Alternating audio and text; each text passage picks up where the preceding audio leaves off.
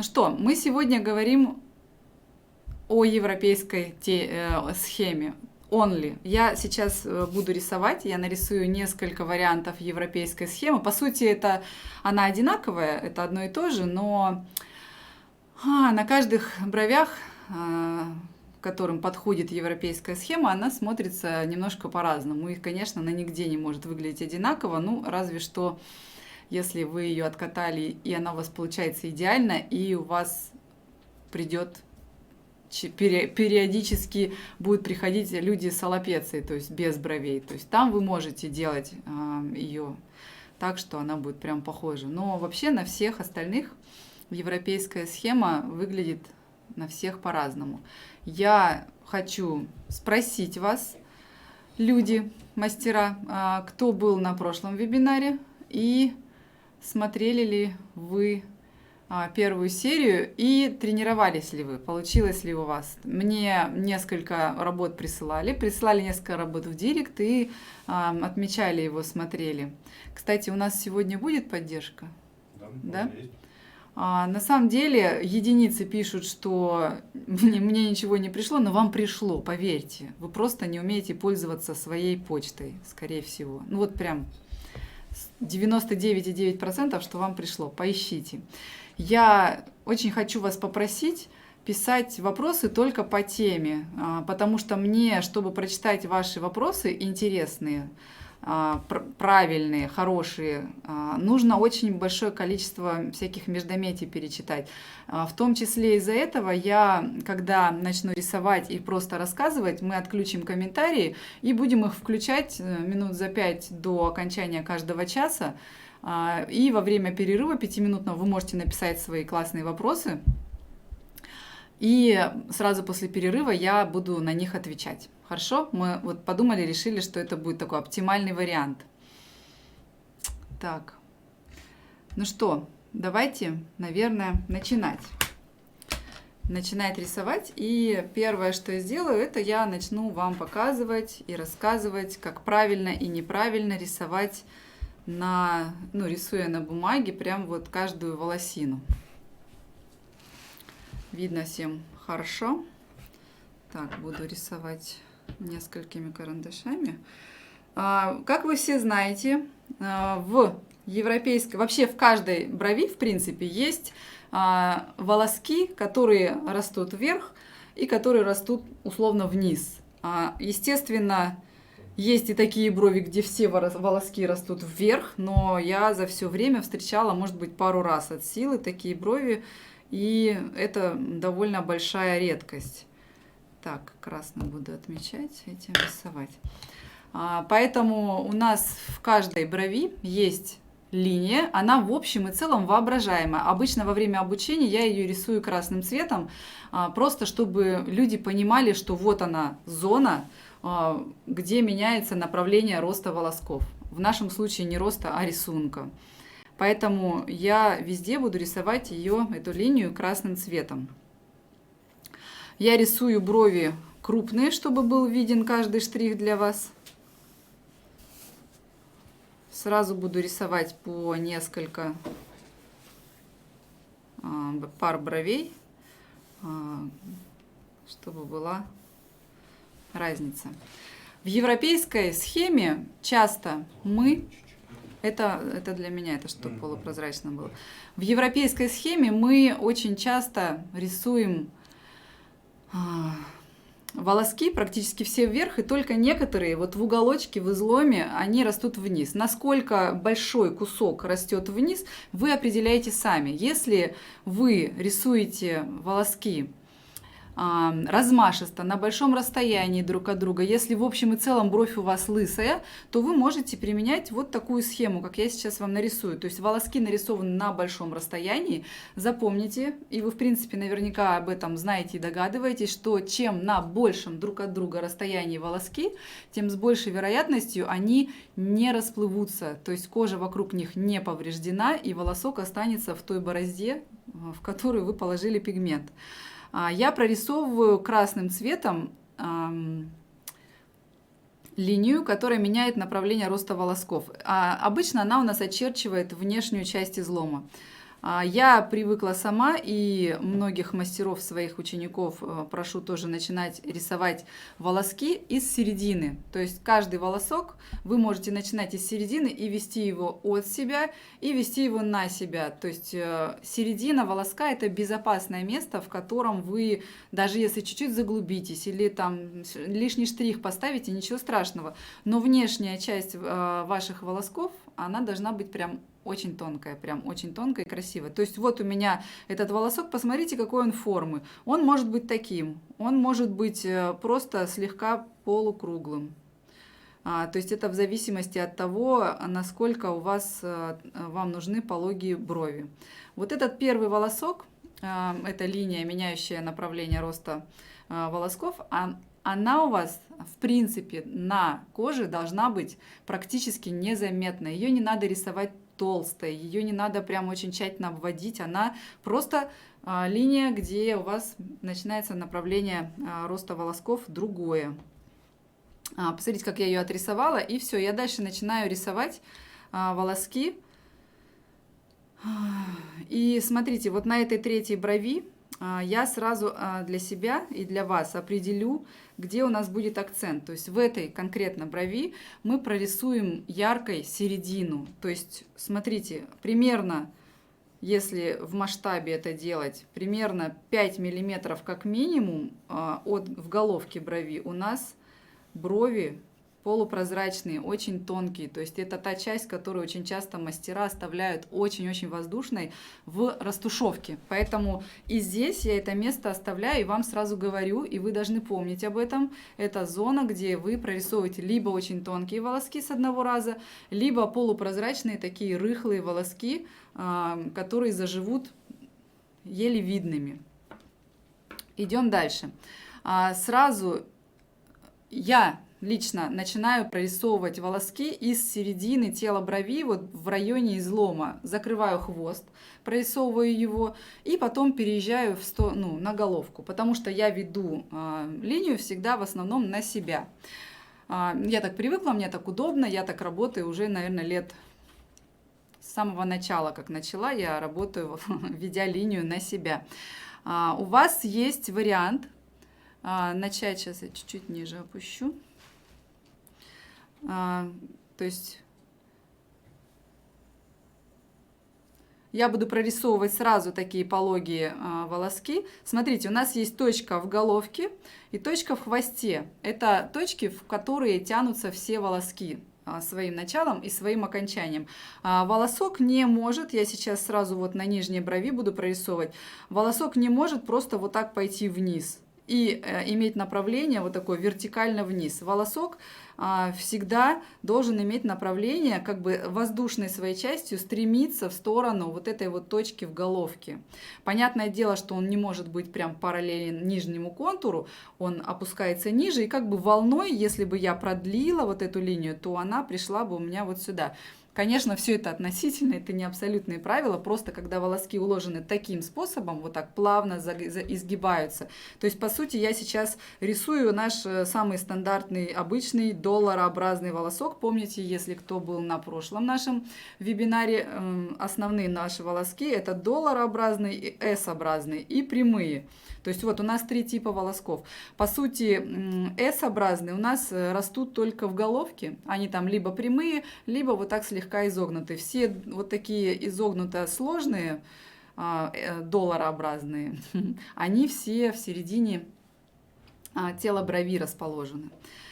Я прорисовала этот волосок и сразу также на большом расстоянии вытягиваю такой же, в принципе, волосок, ну и он туда же стремится. Следующий мой волосок, он может выходить из красного, а может начаться дальше. И как вы помните, красный наш волосок, он как бы прозрачный, его там как бы практически нету. Из него, пока вы находитесь рядом, вы можете вытянуть сразу вот такие волоски, которые идут наверх. Их может быть столько, сколько позволяет ширина ваша. То есть если делать в масштабе, эта бровь, допустим, она занимает у нас, не знаю, сантиметр, а вот эта вот часть у нас занимает собой, не знаю, миллиметра 1,5-2, ну не больше. Больше это уже практически смешанная схема получается, и как бы смысл ее рисовать небольшой.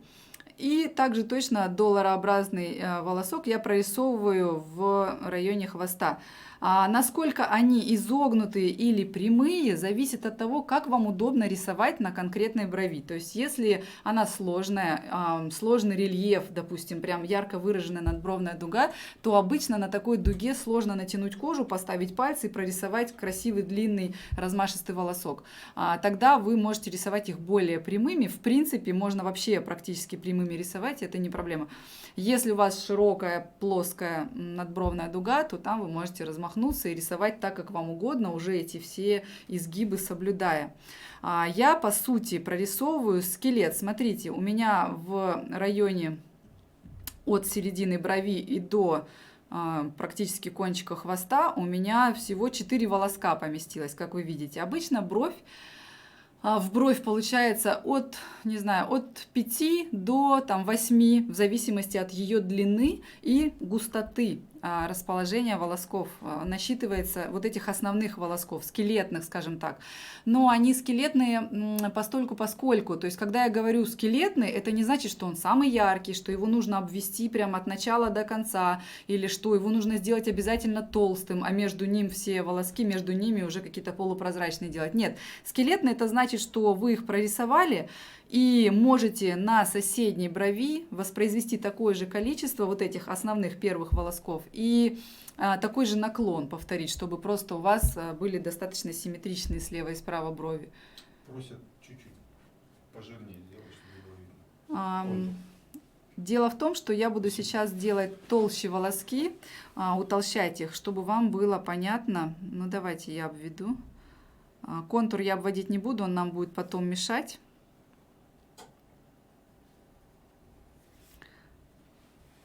Но вот эти волоски, для того, чтобы показать вам, как расположить акценты, я буду утолщать как бы в следующем этапе. Поэтому я сейчас их не делаю слишком яркими. Так, на чем я остановилась? Скелетные волоски, да, все. Так как у нас есть, как вы помните с прошлого вебинара тоже, схемы, не схемы, а связки, в общем и целом две основных. Это связка такая рогатка, и более сложная связка в виде такого, как бы пера, что ли, или части пера. То есть вот они, наши две основные, те, которые можно найти в любой части брови. И в головке, и в теле, и в хвосте, и в изломе, если они вам там нужны. Поэтому что я делаю сразу? Самое главное, это волоски соединять друг с другом плавно, под очень острым углом, как я вот здесь сделала. То есть вот это место соединения должно быть максимально плавным. Ни в коем случае вы не должны соединять волоски вот таким образом. Все, это пиши пропало, вам будет очень сложно сделать красивую картинку, заживет такими палочками все, и на коррекции будет сложно, и даже вот на первичной процедуре вам вот это место как-то обыграть уже будет сложно, соединениями какими-то извращаться только получится. Так вот, что я делаю дальше? У меня есть такое правило. Все пространства, которые между собой, что здесь я называю пространством? Вот это место в изломе, вот это место в середине тела брови. Это пространство, которое я буду делить своим волоском следующим напополам. То есть каждый раз я делю пространство напополам, и таким образом я не путаюсь, и я примерно предполагаю, где у меня пройдет линия, мне будет удобно, когда я буду делать второй проход. Сейчас я пока для вас прорисую и в теле брови, и в головке волоски сразу. Смотрите, вот эта линия, хоть она у нас и как бы прозрачная, но она все равно есть. То есть мы не делаем акцент, она тонкая, потому что это, как вы помните, смотрите, я вот здесь, ладно, вот здесь ярче сделаю, чтобы вам было понятно. И зачеркну. То есть вот эта зона у нас акцент, то есть это яркая часть, это то место, где волоски между собой соединяются в брови, вот в этой конкретной, перемешиваются и создают с собой такой плотняк, прям сплошняк. То есть там мы будем либо толстыми волосками добиваться вот этой яркости, либо соединяя их между собой, либо, если это соединение волосков, между ними мы можем положить растушевку. То есть это зависит от того, как у вас, не знаю, легли волоски на брови свои, насколько яркая должна быть бровь, вообще, что вы в принципе любите и что вам легче дается, потому что всегда нужно выбирать то, что вам легче дается. Вот, поэтому я сейчас прорисую скелет и сразу вам показываю. Смотрите, розовым цветом я вам выделю, не знаю, это видно разницу в цвете? Видно, да? Крестиками выделю. Это зона, где у вас лежат волоски все тонкие. То есть, если вы прорисовали волосок, смотрите, вот он, допустим, во всю длину идет, во всю ширину, вернее, брови. Вот эта часть его и вот эта часть, то есть, по сути, 1/3 в начале и 1/3 в конце самого волоска, она очень тонкая. То есть, вы можете утолстить у этого волоска только середину или соединить между собой его там с какими-то другими волосками или дать растушевку, но только в середине. А вот эта внешняя часть, она всегда тонкая, потому что это у нас зона, где на брови волоски растут редко, полупрозрачно, и если вы владеете хорошо растушевкой, это зона, где вы кладете ее прозрачно, чтобы у вас не было четких границ. Так вот, я прорисовываю сразу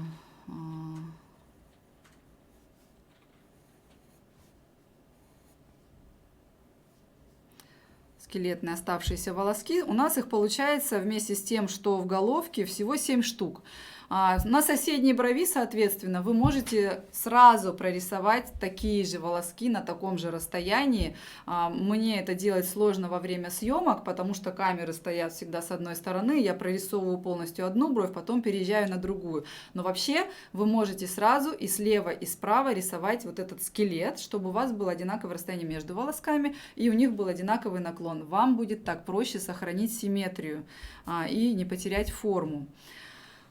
Я прорисовала, и что я делаю вторым этапом? Я вспоминаю, где у меня будет самая насыщенная часть брови, то есть в этом случае это середина, это может быть низ, это может быть ближе к верху часть, и большая часть по низу прозрачная, когда мы пытаемся лифтинга добиться визуально. И я начинаю прорисовывать сразу волоски, которые как бы разбивают пространство напополам. То есть я могу начать с хвоста в этом случае. Я прорисовываю, смотрите, они, как я и говорила, вливаются и выливаются под острым углом. Я прорисовываю их, стараясь максимально поделить пространство пополам, которое я вижу перед собой, понимаете, да? Вы можете это делать также сразу соединяя между собой вот эти скелетные волоски, но, конечно, обычно я так не делаю, я сейчас просто вам поэтапно прям рассказываю, куда какой волосок идет. Обычно я прорисовываю сразу прям еще несколько вспомогательных, потому что пока рука лежит удобно, нужно этим пользоваться и прорисовывать сразу по нескольку волосков. Еще на этапе рисования карандашом вам нужно привыкнуть к тому, что прикосновение ваше к латексу, бумаге, к коже человека должно быть от легкого, как мы говорили уже, приземления самолета, плавное прикосновение, и потом вы входите в кожу, идете на одной глубине и также плавно вылетаете из кожи. Поэтому еще на этапе рисования рисуйте, пожалуйста, не вот такими вот линиями жесткими во всю длину, а прям так же мягко, плавно прикасаетесь, усиливаетесь, проходите и опять ослабеваете нажим, ваш нажим ослабевает, и вы как бы выходите из кожи. Что мы делаем дальше? Естественно, нам нужно уплотнить, потому что это очень редкие волоски. Но, кстати, на некоторых кожах, на некоторых, не знаю, лицах, на очень жирной коже вот такое расстояние между волосками – это нормально. То есть вы можете буквально вот здесь в середине добавить еще по связке, и, в принципе, практически все. И особенно, если там редко раскиданы свои волоски. Ладно, идем дальше. В хвосте я еще могу дорисовать одну полупрозрачную связку, и, в принципе, этого достаточно. Затем я делю вот здесь вот по низу, можно поделить вот это опять пространство напополам, можно сразу как бы прорисовать пучок, но это зависит от того, какая насыщенность вам нужна. И по сути, кстати, я сейчас прорисовала такую тоже как бы рогатку, просто волоски близко друг к другу находятся. Смотрите, вот эта зона у нас, это самая яркая часть, это та зона, которую мы должны будем сделать акцентом. То есть я тоже здесь прохожу, делю пополам пространство, то есть видите, да? И иду дальше. То есть вот эти все волоски, они полупрозрачные, они тонкие и нарисованы с одного раза, потому что низ я не хочу усиливать, он не нужен мне ярким. А вот здесь вот я могу тоже, смотрите, вот из этого пространства вывалиться и прорисовать уже просто вверх идущую вот эту рогатку с расширением кверху. И вот здесь вот тоже, смотрите, вот это она, тоже она. И идет вот сюда. В головке я не советую класть прям много волосков, потому что она должна быть у вас легкая, воздушная. То есть вы можете накидать вокруг коротких пушковых волосков. Это те волоски тоненькие, нарисованные с одного раза, либо быстрым движением. Это волоски, которые мы проходили на прошлом уроке. Смотрите, сейчас у нас получилось... Кстати, можно, не забывайте про верхнюю часть. В ней тоже надо заполнить такими вот вспомогательными волосками, полупушковыми. Класс. Получилась у нас бровь, но с ней что-то не так, она плоская. То есть, что я называю плоской? Она не объемная. Здесь где-то у нас растет свой пучок. Либо, если это лапеция, то вот это просто бровь. Что мы делаем дальше? Нам нужно выделить зону яркости. Мы это делаем либо толщиной волосков. Что это значит? Это значит, что вот у вас идет волосок, и середина его у вас осознанно делается вами толще. То есть вместо вливания одного волоска в другой делается вами толще. То есть вы прям туда-сюда рисуете, утолщаете волосок этот, либо вы рисуете рядом много волосков. Вот это вот дело более опасное в плане каком? Нарисованные рядом друг с другом довольно яркие волоски, вы имеете высокую вероятность, что они сплывутся после заживления. Поэтому я предпочитаю либо все волоски одинаково тонкие, а между ними дымку положить, то есть это как бы смешанная техника получается, либо вы утолщаете некоторые избранные волоски вами.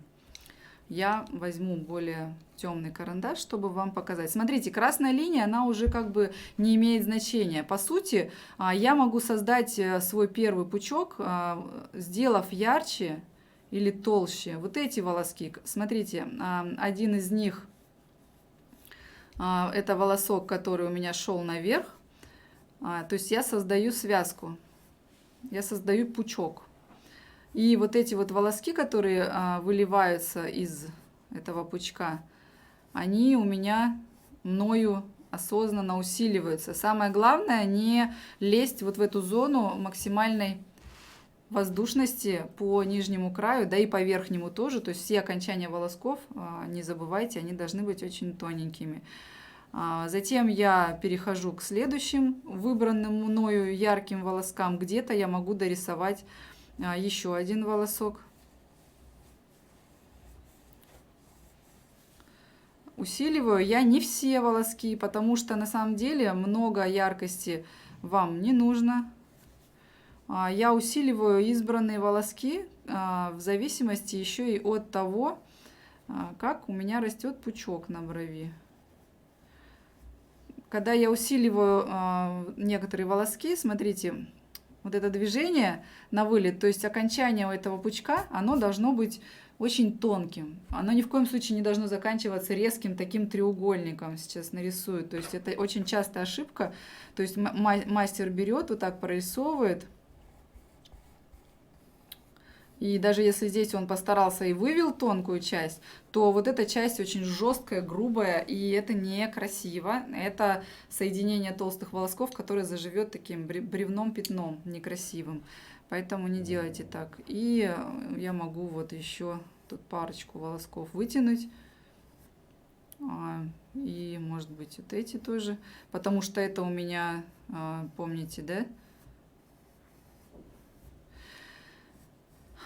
Тут начинается такое чистой воды уже художество, основанное на том, что перед вами и какая яркость вам и насыщенность нужна. То есть это я сейчас вам прорисовываю вариант, где вы утолщаете волоски. В головке, смотрите, ближе, вам я вообще не советую сильно баловаться вот этими яркими волосками, но тем не менее они там часто нужны, и вы можете прорисовать их и там. И вы можете сколь угодно много нарисовать вот таких вот быстрых полупрозрачных волосков, продлить в бесконечность, вообще увести. Сейчас эти тоже выведу ярче. Вот этих несколько волосков, то есть если он даже и будет у вас длинный, но за счет вот этой вот полупрозрачной части она не приживется, но заживет он вот такой вот мягкой, такой, короче, волосинкой, которая уходит как бы в никуда, как будто в кожу вливается, не заканчивается резким таким вот началом. Где-то вы можете еще вывести какие-то легкие вспомогательные, скажем так, волоски. То есть тут чистой воды начинается у вас художество. То есть и вот это вот место, если бровь лысая, вы можете еще и заполнить полупрозрачными волосками быстрыми. То есть когда у вас нету цели сделать так, чтобы у вас там прижились эти волоски, то есть он как штрих выглядит, как серия точек, может быть, и заживет, соответственно, легкой дымкой, то есть вот эта середина. Это в случае, когда у вас бровь почти лысая. То есть тут вот уже становится почти непонятно, откуда какой волосок куда идет. На коже, если вы работаете, вы должны будете как бы раздвигать волоски, смотреть сквозь них для того, чтобы понять, где именно ваш волосок, а где свой волосок. Но если вы будете рисовать на большом расстоянии волоски, то вам не будет это сложно. Все волоски по периметру, как вы помните, они тонкие. Все окончания волосков, то же самое, они очень тонкие.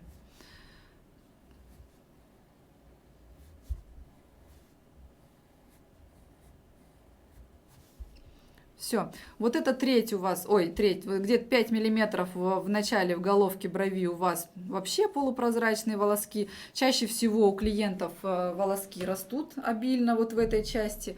Если же их нету, то, ну, как мы обсуждали на прошлом уроке, вы выбираете зону, где вам нужно как бы усилиться, потому что на одной брови у вас может быть пучок смещен в одну сторону, на другой в другую, то есть вы всегда привязаны к пучкам клиента.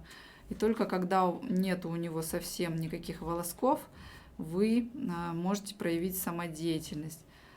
Красные волоски, как вы видите, я вообще не подчеркиваю, то есть у меня он сливается как бы со всеми другими. И вот здесь у меня образовался пучок по верхней части,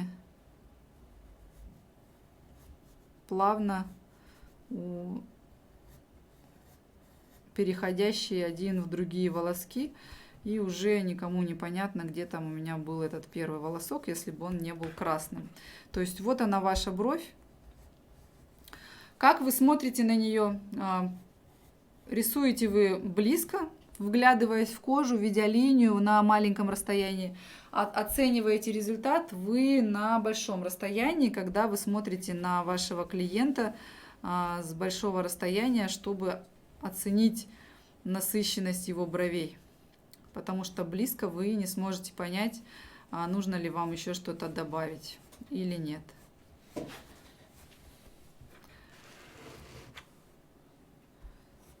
Если вы понимаете, отодвинув голову, что вы где-то перестарались, вы можете вернуться, усилить этот рисунок в тех местах, где вам это нужно только. То есть я возвращаюсь снова и снова только в те волоски, в которых мне не хватает насыщенности. Я посматриваю на камеру, потому что мне здесь смотрится рисунок вполне себе неплохо, а вот на камере издалека я вижу, что не хватает там сям акцентов, потому что у меня бровь здоровая.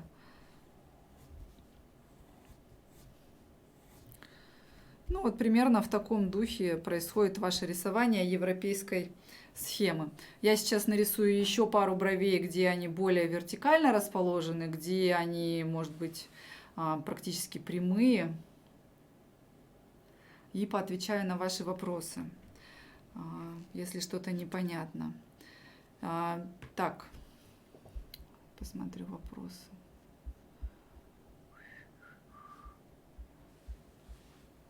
Как всегда, много всего.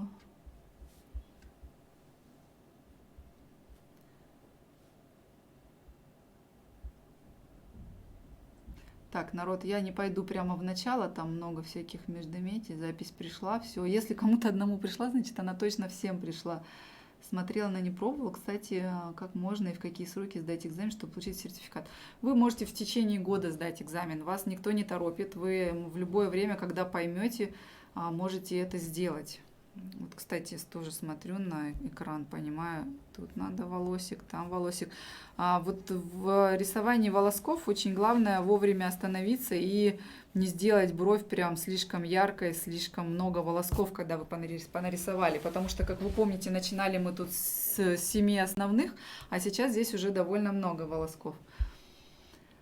Так, пробовала, не очень-то получается. Я вообще вам всем советую сначала рисовать ручками и карандашами, потому что прям сразу лезть на латекс, ну вы просто будете глаза лишний раз портить. Причем рисуйте на большом расстоянии волоски, просто вам нужно так прикидывать, чтобы как бы то, чем вы рисуете, было примерно такое же по толщине в соотношении игла-бровь. То есть вот я сейчас выбираю карандаши, у меня лежат здесь и простые карандаши, но они очень тонкие, очень тонко рисуют, и я не смогла бы на брови рисовать так же размашисто, потому что мне пришлось бы 100 раз обводить каждый волос. А это у меня карандаши акварельные, они оставляют очень жирный след, если поднажать, поэтому я люблю ими рисовать. Поэтому пробуйте постоянно рисовать карандашами. Есть разница, как у машинки работать в технике волосок? Конечно, есть разница. Вы должны найти для себя машинку. Во-первых, лайнер, что это такое, я объясняла на прошлом вебинаре, но это машинка, которая работает линиями, то есть очень плотно. И у нее должна быть минимальная боковая вибрация, то есть чтобы волосок ваш был четким. Ну да, это Шайен Спирит или Тандер.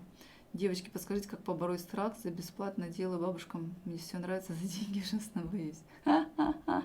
Ладно, тут не буду.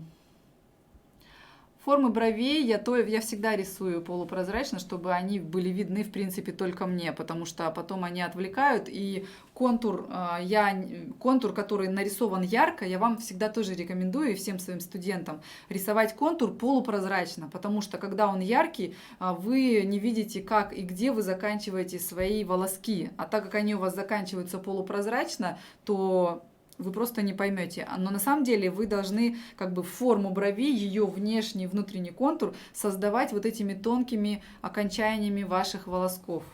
Поэтому контура быть не должно прорисованного. Поэтому я специально его рисую очень еле видным. Не видно форму. Ладно, это я уже... Я очень сильно планирую сегодняшний вебинар уложить в 2,5 часа. Прям я иду на рекорд. Боже, почему всех так эта форма бровей?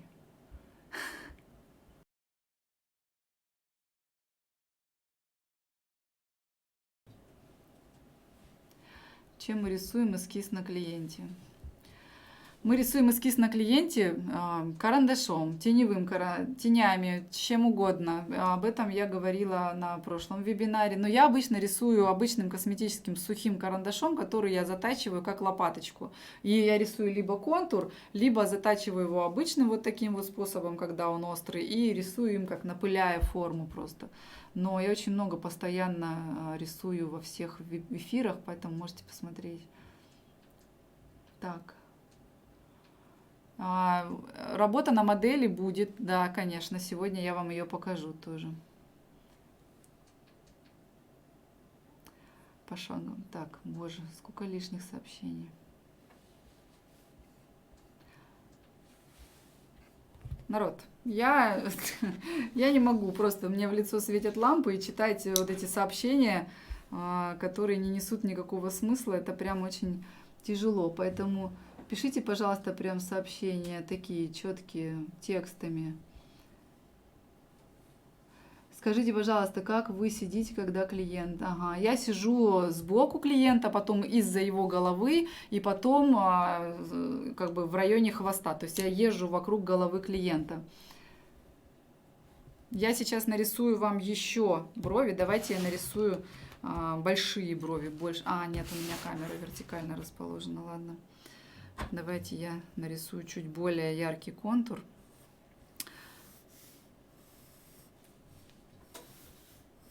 Сейчас у меня, я буду рисовать так, как я рисую обычно, когда я сижу в районе клиента, работаю с клиентом. То есть вверх головой к себе. Опять, что я делаю первое? Я очерчиваю красной линией. Видно? Вот видно, да?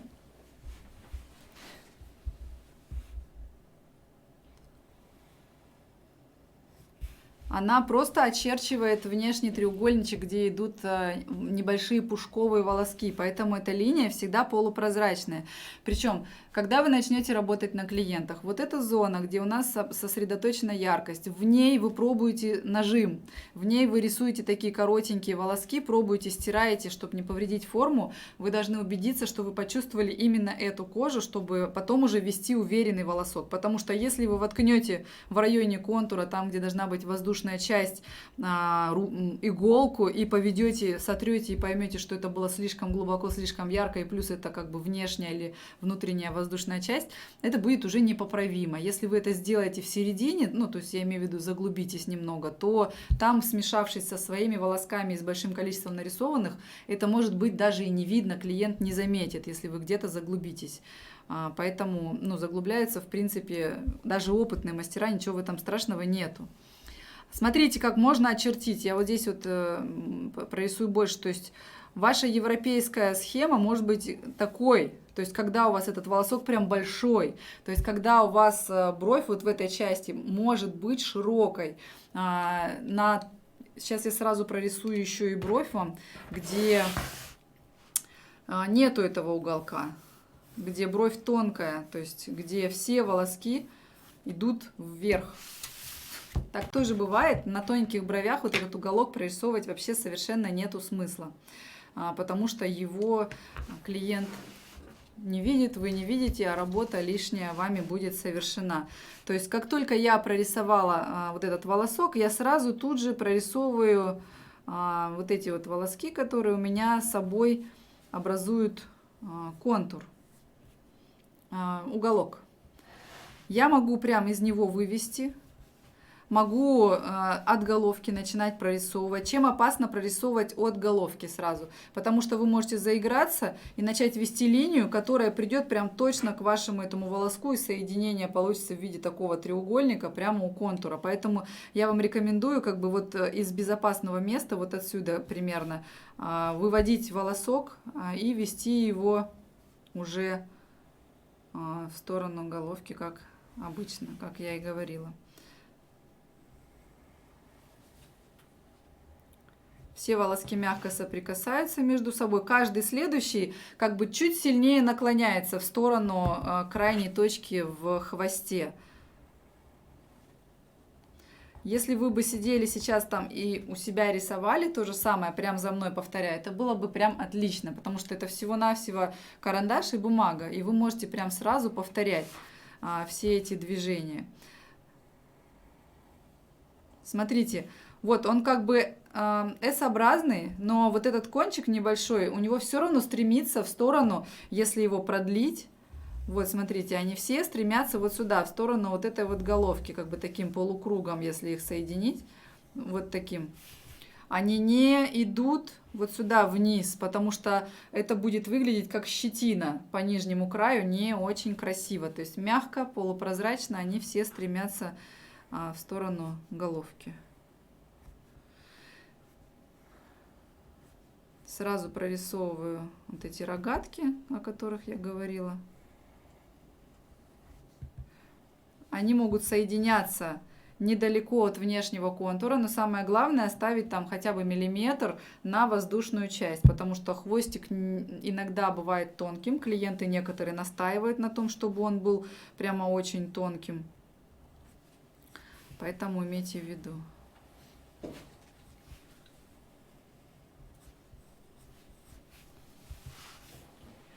И сразу вот здесь, смотрите, вот у меня большое пустое пространство прямо в середине тела брови. Оно мешает мне. Я сразу, пока моим рукам удобно, я его закрываю. Причем я здесь могу прорисовать.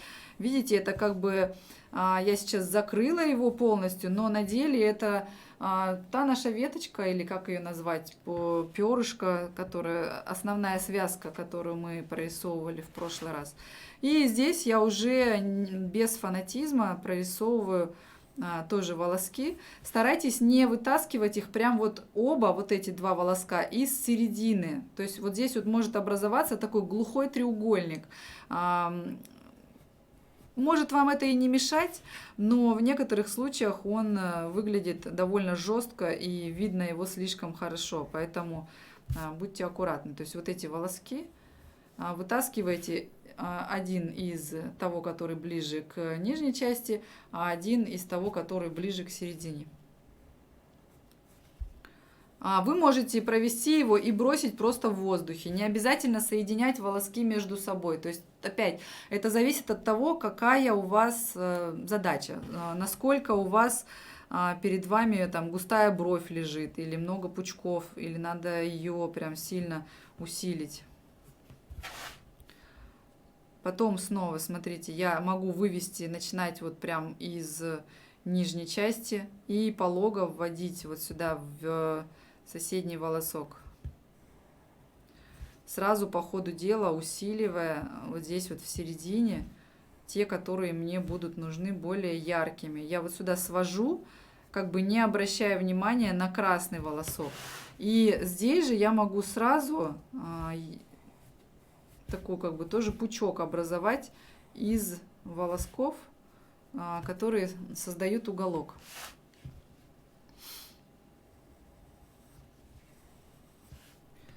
И закрываю опять середину. По возможности делю все волоски напополам. Волосками все пространства напополам, помните, да? Потому что вам будет так проще работать. Есть мастера, которые рисуют волос в одну линию, рисуют его от себя в одну линию, на себя в одну линию. Можно рисовать его вот такими движениями туда-сюда, напыляющими. Я в планшете у себя обнаружила функцию, где линию можно на точки разбить, и я вам покажу на примере на планшете. Это очень прикольно, как будто ты в замедленном действии увидел работу иглой. Когда я прихожу к головке, смотрите, вот это у меня долларообразный волосок, я его привела к внешнему контуру и дотронулась им до внешнего контура. Если в масштабе бровей человеческих, то это вот между этими двумя волосками обязательно должно быть пространство в миллиметр хотя бы, а то и в 2. То есть они как бы смотрят друг на друга, но не прикасаются и ни в коем случае вот под таким углом не подходят друг к другу. То есть вот эта плавная воздушная часть по внешнему контуру на каком-то расстоянии друг от друга, таком безопасном. Что значит безопасным? Это значит, чтобы вы не создали вот такой контур, круг. Где бы это мне тут нарисовать? Ну вот, допустим, какой-то из старых бровей. То есть вот у вас идет волосок, и вы привели его, и тут же влились в тот волосок, который у вас как бы вот отсюда выходил. И закрыли контур вот таким круговым некрасивым соединением. Так не делайте. Вот эта зона должна быть у контура, полупрозрачная, и волоски эти на расстоянии друг от друга хотя бы миллиметр, а то и 1,5. Опять я прорисовываю эти долларообразные волоски. И вот это пространство делю пополам. И чем ближе к головке, помните, да, тем более тонкие прозрачные волоски я стараюсь рисовать, чтобы вот эта вот часть у меня была максимально воздушная и прозрачная. по сути, здесь волоски могут быть даже полностью прямыми, потому что это головка, и в головке бровей почти у всех они прямые. На самом деле я лежачих особо и не наблюдала. Крайне редко в азиатских они лежат.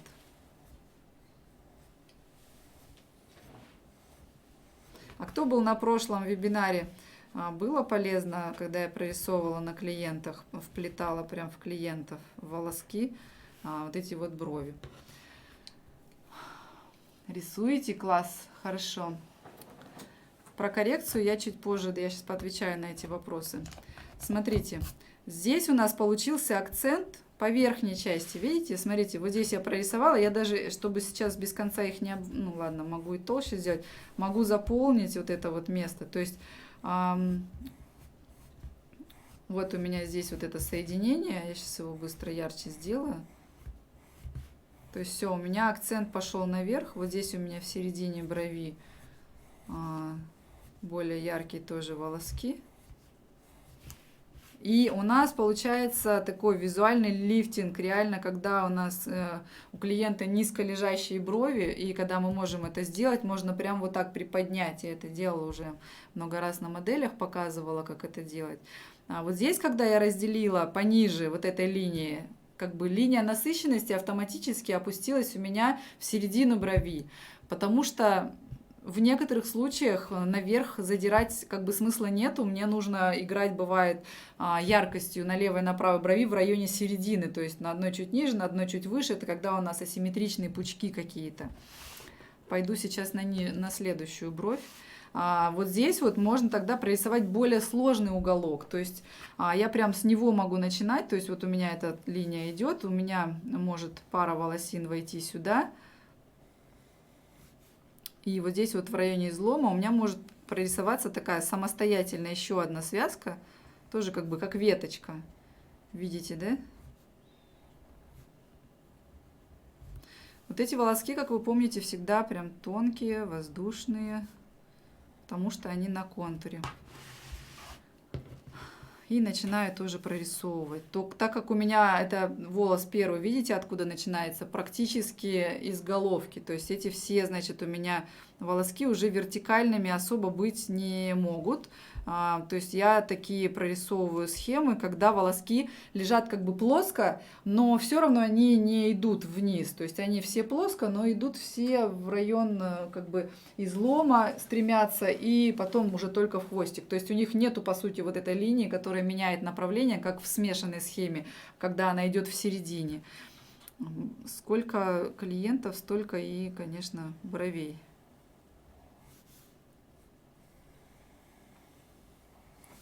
То есть, видите, они прям все гораздо более сильно положены у меня здесь. И вот этот наклон выбираете только вы решаете, глядя на брови вашего клиента, как лягут ваши волоски. И вы можете все, что угодно делать, на самом деле. А вот на тонкой брови я сейчас нарисую почти такие вертикальные волоски. Больше всего то, что я не люблю. Смотрите, если проигнорировать красную линию, то вот у меня получается соединение, видите, в пучок вот этих волосков. Ладно, дальше прорисую. И тут же с хвоста я могу прорисовывать сразу. Кончилась бумага, простите.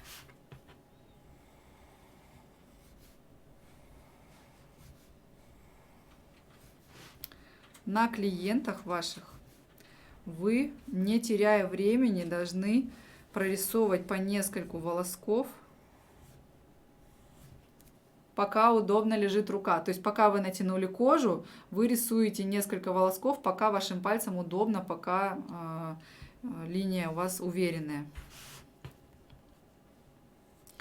Вы можете прорисовывать волоски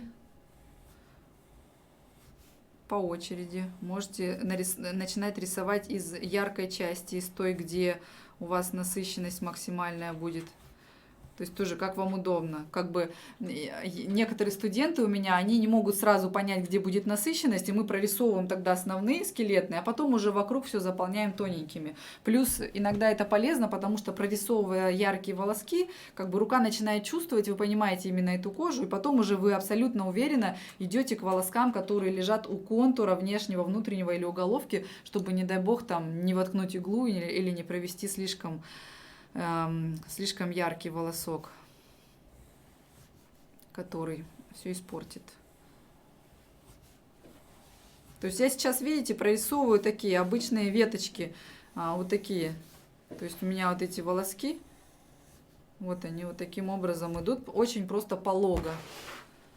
Вот она такая, самая обычная, то есть веточка может быть вот такой, когда они почти параллельны друг другу, и веточка может быть вот такой, когда они на большом расстоянии прям прорисованы совершенно по-разному. Опять повторюсь, вы выбираете вот эти расстояния, изгибы и как бы расстояние между друг другом у волосков в зависимости от роста волосков вашего клиента. И вот вы приходите в головку. То же самое делаете. Все волоски ваши под острым углом находятся. Ну и вот здесь первые ваши пушковые волоски. Вот бровь, да. Смотрите, сейчас она тоже плоская, да? Странная форма у нее. То есть что я делаю? Вот моя середина, которая должна стать ярче. Я сейчас буду, не утолщая, делать просто ярче вот эти волоски. Вы можете добиться яркости у волосков. Концентрация пигмента там, то есть вы можете туда-сюда провести несколько, смотрите, как я покажу это на планшете, то есть у вас есть несколько способов, вы можете вводить туда-сюда, вы можете вот таким возвратно-поступательным движением, вы можете медленно провести один раз, еще один раз, то есть ваша задача на одну и ту же глубину положить много пигмента, и в зависимости от этого у вас будет волосок ярче, либо как бы полупрозрачнее, светлее, то есть вы насыщенности можете не только толщиной добиваться. Вот сейчас я имитирую рисунок как бы насыщенностью, просто не толщиной. Не утолщая волоски, мне нужно середину сделать ярче. Я не затрагиваю волоски у контура, я только вот в середине волоски прохожу.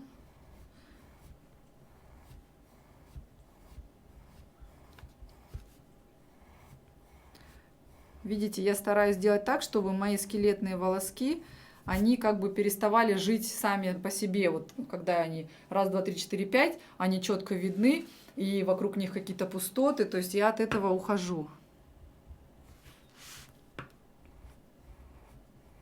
И я выделяю только волоски, которые в середине. Так вы можете играть в том числе вот этой насыщенностью, когда перед вами лысая бровь, и вам нужно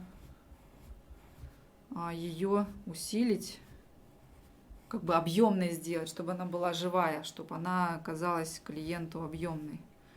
Потому что вы сейчас, по сути, играете светом и тенью. Это то же самое, как взять шар и нарисовать просто круг, вот так закрасить, он останется просто кругом. А чтобы он стал шаром, вы должны ему придать объем, найти у него место максимальной насыщенности, максимальной глубокой тени, потом полутени, потом там, самой яркой части, самой вот освещенной. То есть в брови, по сути, у вас то же самое. На брови, на самом деле, надбровная дуга и волоски создают собой вот этот объем. То есть иногда это бывает надбровная дуга выпуклая, когда просто вот так идет сверху освещенная часть, потому что свет всегда падает сверху. Затем у вас идет полутень, потом глубокая тень, и как бы максимальная насыщенность у вас получается в нижней части брови, если бровь поделить в длину напополам. То есть нижняя часть у вас в тени, верхняя часть у вас на солнце либо под лампой. Ну, вот таким примерно образом вы выделяете вот эту вот середину, оставляя волоски вокруг полупрозрачными, тонкими. Ну, то же самое и в хвосте. Я хочу, чтобы у вас получилось после этого занятия вот рисунок, чтобы вы прорисовали рисунок и отметили меня в Инстаграме. Я, чтобы посмотрела, дала комментарий, потому что Стесняться не надо. Так, ну что, вот, то есть я расположила в середине. Вот здесь вот можно это добавить тенью, закрыть пустоты, чтобы у нас, ну, объем появился, потому что, конечно, прям абсолютно лысая бровь у нас появляется перед нами крайне редко. И получается, середина брови у вас стала ярче.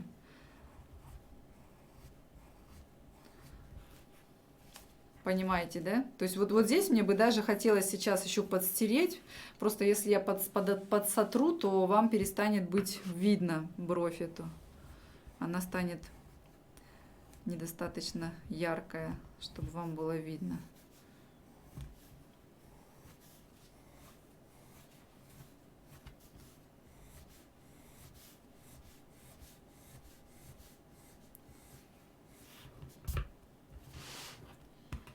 Достаточно понятно объясняю?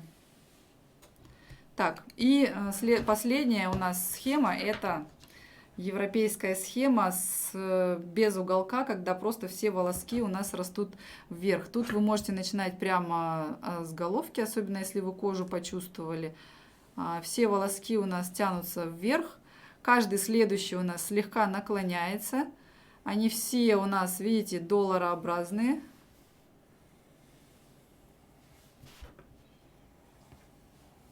И они как бы стремятся-то вверх, но на деле они в районе хвоста уже все равно имеют наклон вниз. Вот сюда нарисованную щетинку, прям вот я не люблю, так не рисую. И по сути они очень похожи. Просто у нас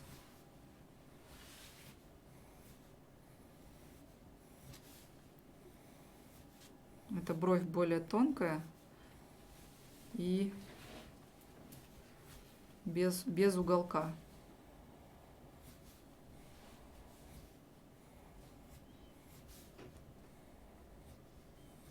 То есть вот эти вот все волоски стремятся наверх.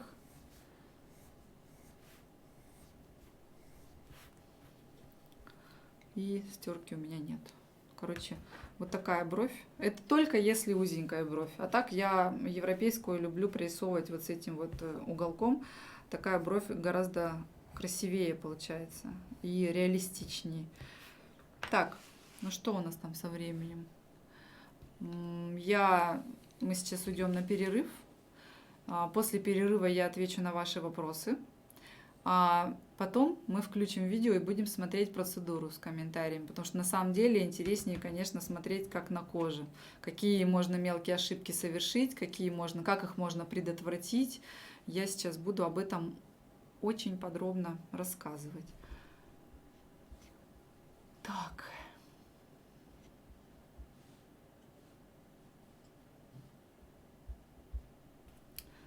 Рисуем. У меня высшее художественное образование, но с первого раза не просто нарисовать.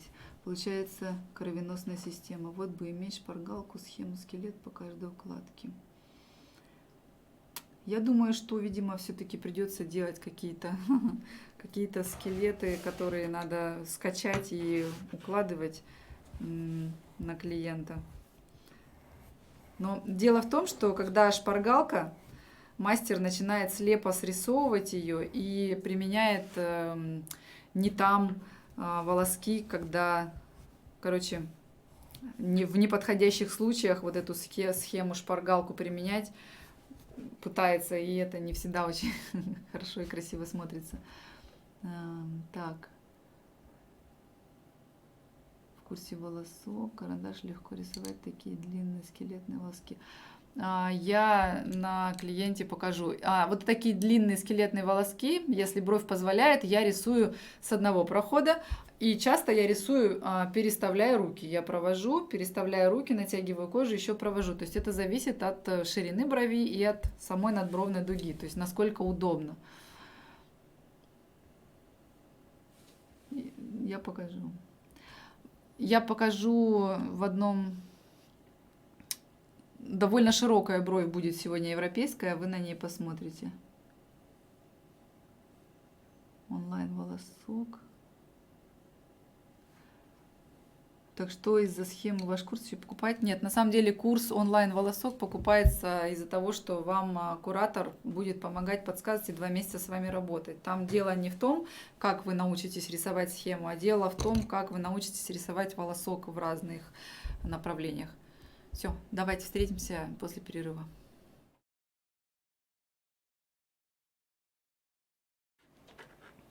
Ну что, мы вернулись. И я тут увидела сообщение «Виды головок». Виды головок – это штука важная. В принципе, головки бывают 3 видов, наверное. То есть это… Сейчас я прорисую. Где у меня видно бумагу? Хорошо. Большие нарисую головки. Это, по сути, простая квадратная головка. Прям в хлам квадратная. Потому что иногда такие запросы бывают. Такая классическая скошенная и какая? И круглая.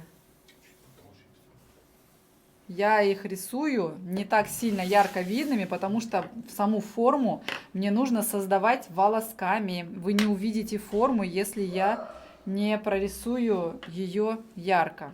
Ой, если я прорисую ее ярко, наоборот. Итак, квадратная головка, что может быть проще? В квадратных головках, кстати, волоски часто растут еще и в обратную сторону. Дверь закрой, пожалуйста, сынок, и поднимись наверх. Итак, здесь волоски можно прорисовать даже самые первые, коротенькие, либо абсолютно вертикально, либо даже для пущего такого художественного эффекта в противоположную сторону как бы. Но не рискуйте, если у вас не поставлена рука, если вы не чувствуете кожу прям хорошо. И никогда не рисуйте волоски во всю длину головки, то есть чтобы как бы ваша линия начиналась от нижней части головки и заканчивалась у верхней части головки. Нет, это будет перебор. И здесь уже вы можете, смотрите, первый волосок у меня с собой занял как бы 2/3 ширины головки, причем не от низа, а как бы он поднят к верхнему краю. И следующий волосок у меня прорисован уже, может быть, во всю длину. Дальше у меня волоски начинают наклоняться. И здесь даже теоретически они могут соединяться уже в какие-то пучки между собой, в такие тоже вертикально стоящие. И все. То есть это если разбирать прям головку вот на такие отдельные волоски. И дальше они наклоняются уже все больше и больше. Между собой там соединяются при помощи вспомогательных волосков. Все. И дальше прорисовываем уже обычную схему. Понятно. То есть смотрите, если взять головку и поделить ее на 3 части, то самый первый волосок занял собой примерно половину брови, второй волосок занял собой 2/3 брови, то есть вот где он начался, и третий волосок у меня уже во всю длину, но он у меня как бы уже внутри головки. А если вот эти первые 2, они прямо на границе, то все остальные уже внутри головки. И помните, да, первые 5 миллиметров у вас максимально прозрачные, нарисованные с одного раза волоски. Здесь, по сути, все то же самое. То есть если у нас вот эта форма, полукруглая классическая, которая обычно всем идет, то здесь первый волосок начинается прямо по контуру и занимает собой также примерно половину брови, и он у меня начинается всегда в верхней части головки. Следующий волосок у меня начинается в изломе, и он полукруглый, S-образный, и наклоняется, прикасается своим окончанием к контуру. И дальше уже тоже все как обычно. То есть здесь уже вы можете прорисовывать связки, какие-то полупрозрачные волоски, и потом уже все это дело вплетать в схему вашу каким-то образом. Но знаете, что я вам скажу? Вы можете вообще совершенно по-любому прорисовать волоски, которые лежат у вас в головке, только если у вас там их нет, своих. Если у вас есть хоть какая-то растительность, то все ваши волоски должны собой повторять направление волосков вашего клиента. И если стереть сейчас вот эту форму, которую я рисовала, то как бы каждое начало и окончание волоска собой создают форму. Видите, да? То есть четко прям по форме я работаю. Но В этом случае, если прям вот так вот, прям от точки до точки работать, никакой лохматости и художественности вы не добьетесь. Но она, конечно, нужна тоже не всем клиентам. Некоторые хотят прям идеальные вылизанные по форме брови с четкими границами, но созданные волосками. Ну и круглая головка то же самое, в районе контура волосок полукруглый. А дальше у нас волоски уже просто собой, началом и окончанием создают именно эту полукруглую форму. То есть ни в коем случае вы никогда не прорисовываете, если у вас круглая головка, вот такой один круглый волосок. Или если она квадратная, вот так во всю длину прямой абсолютно волосок. То есть форму головки формируют ваши волоски, начало их и окончание. И все. Дальше они наклоняются все больше, в зависимости от надобности вам нужной. То есть, ну вот примерно вот таким способом вы прорисовываете головки. То есть, если из большого далека, ну, то видно, что у нас вот это вот квадратное, и волоски создаются, волосками создается эта форма. Это полукруглая и круглая. Отвечаю дальше. Так, пропустил начало урока, может, об этом говорили уже. Вопросы. Красный волосок, линия, которая меняет направление волосков, это виртуальный вспомогательный. Что такое волосок? Всегда ли придерживаешься четкой схемы или в процессе что-то меняете в зависимости от ситуации? Например, как-то неправильно сделали. Совершенно правильный вопрос, в котором уже спрятан ответ. Вы прорисовываете схему. Пока вы учитесь, не стремитесь нарисовать волоски с одного прохода, потому что на некоторых сухих и возрастных кожах, особенно на сухих, часто бывает, что стираешь, и там все волоски, и даже где-то уже заглубился. Поэтому старайтесь сделать так, чтобы вы стерли, и там были еле видные полупрозрачные волоски, потому что вы зафиксируете ошибку, только пройдя несколько раз по одному и тому же волоску, и вот тогда он останется в коже. А когда вы прорисовали схему, и что-то вам не нравится, где-то вы неправильно уложили, слишком длинный, слишком короткий, слишком пологий или вертикальный, вы можете что-то исправить вообще вот на всем протяжении процедуры. Поэтому красная линия, она не то чтобы виртуальная, но у меня некоторые студенты так делают. Они вот этой гелевой ручкой перед процедурой, пока кожа не повреждена, прям отрисовывают эту красную линию и уже не парятся ее прорисовывать. Потому что иногда она остается слишком яркой, не такой, как хотелось бы, прозрачной. И просто они в нее вливают, из нее выливают волоски. Поэтому да, так тоже можно сделать ее абсолютно виртуальной. И как бы в районе этой красной линии вот эти вот все волоски ваши вы просто соединяете в пучки вот там, где вам нужно. Поэтому можно так, конечно, тоже делать. Хороший вопрос. Геонсан и волосок — это реально. Я работала геонсаном, он очень классно рисует волоски. Единственное, мне не нравится, у него очень-очень тоненькое вот это начало, и мне было тяжело держать. Так, не знаю, вскрытие показывает, но очень вибрирует линия. Так, менять машинку, Сиона. Так, ладно. Походу нужно. Елена говорила, что все зависит от машинки, от руки. Нет, очень много зависит от машинки, и также очень много зависит от руки. И очень еще много зависит от модуля, если у вас модульная машинка, либо от настройки иглы, если у вас машинка, где система игла-носик. Поэтому как бы вот 3 составляющих, 4 даже. Это кожа клиента, потому что от нее тоже много зависит. Ваша рука тренированная и рисунок, потому что часто красивую вроде бы схему можно потом испортить, когда ты либо заглубился, либо соединил не так волоски, уплотнил их не там, где хотел, и в итоге подзажило все пятнами. От аппарата, естественно, потому что если он очень неудобный или толстый, или вибрирует сам в руке, очень трудно вести линию. И в таком случае, наверное, только получится рисовать вот рыхлые волоски такие полупрозрачные, состоящие из точечек. А четкая линия не получится. И от модуля, потому что если в модуле, вот условно, если это мои пальцы, это носик модуля, а игла у вас дрожит вот так, это боковое биение называется, вместо того, чтобы чисто вот так, вертикально, ну, в смысле, возвратно-поступательное, без бокового биения, иногда игла вот так дрожит еще. И сами понимаете, что вы когда ведете в кожу, у вас получается вот такая дрожащая линия. Волосок, конечно, не получится, не приживется, получится как бы растушевка просто. Так. Как лучше добиваться яркости в пучке? Тонкими волосками или тушевкой? Не заживет ли потом пятном тушевка? Давайте я сейчас на бумаге нарисую тоже. Смотрите, если у вас, допустим, вот какое-то соединение или вот такое наше классическое соединение, когда у вас волоски вливаются в схему, ну, один в другой.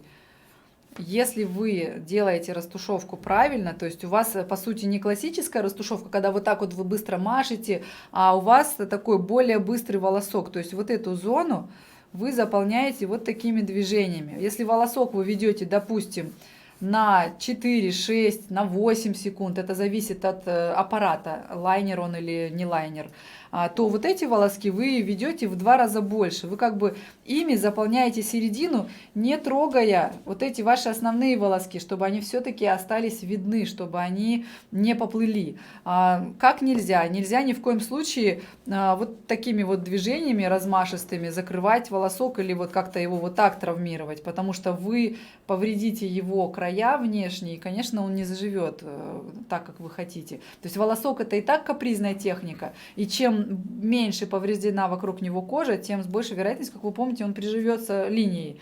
А если вот так вот травмировать, то пиши пропало, ничего, у вас ну, все расплывется в не очень качественную растушевку. То же самое вот в этой части. То есть если вам нужно, допустим, вот этот пучок сделать ярче, то вот здесь в середине вы прорисовываете вот эти волоски более быстрые, которые с собой дадут дымку.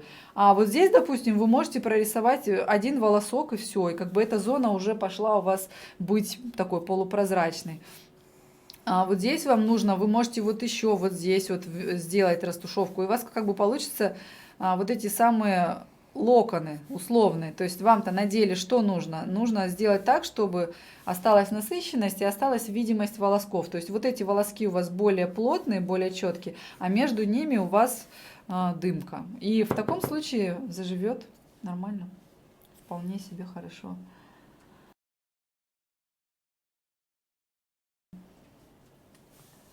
Так, перерыв, вот там видно. Так, спасибо за бонус. Первый день уже в доступе. Да, ну что, давайте мы начнем смотреть видео. Я буду вам по ходу дела комментировать. И еще я буду иногда останавливаться и показывать на своем планшете на скриншоте,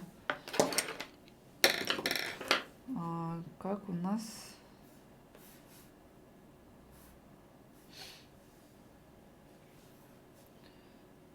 И все, я включаю. Вы включаете, Юрий?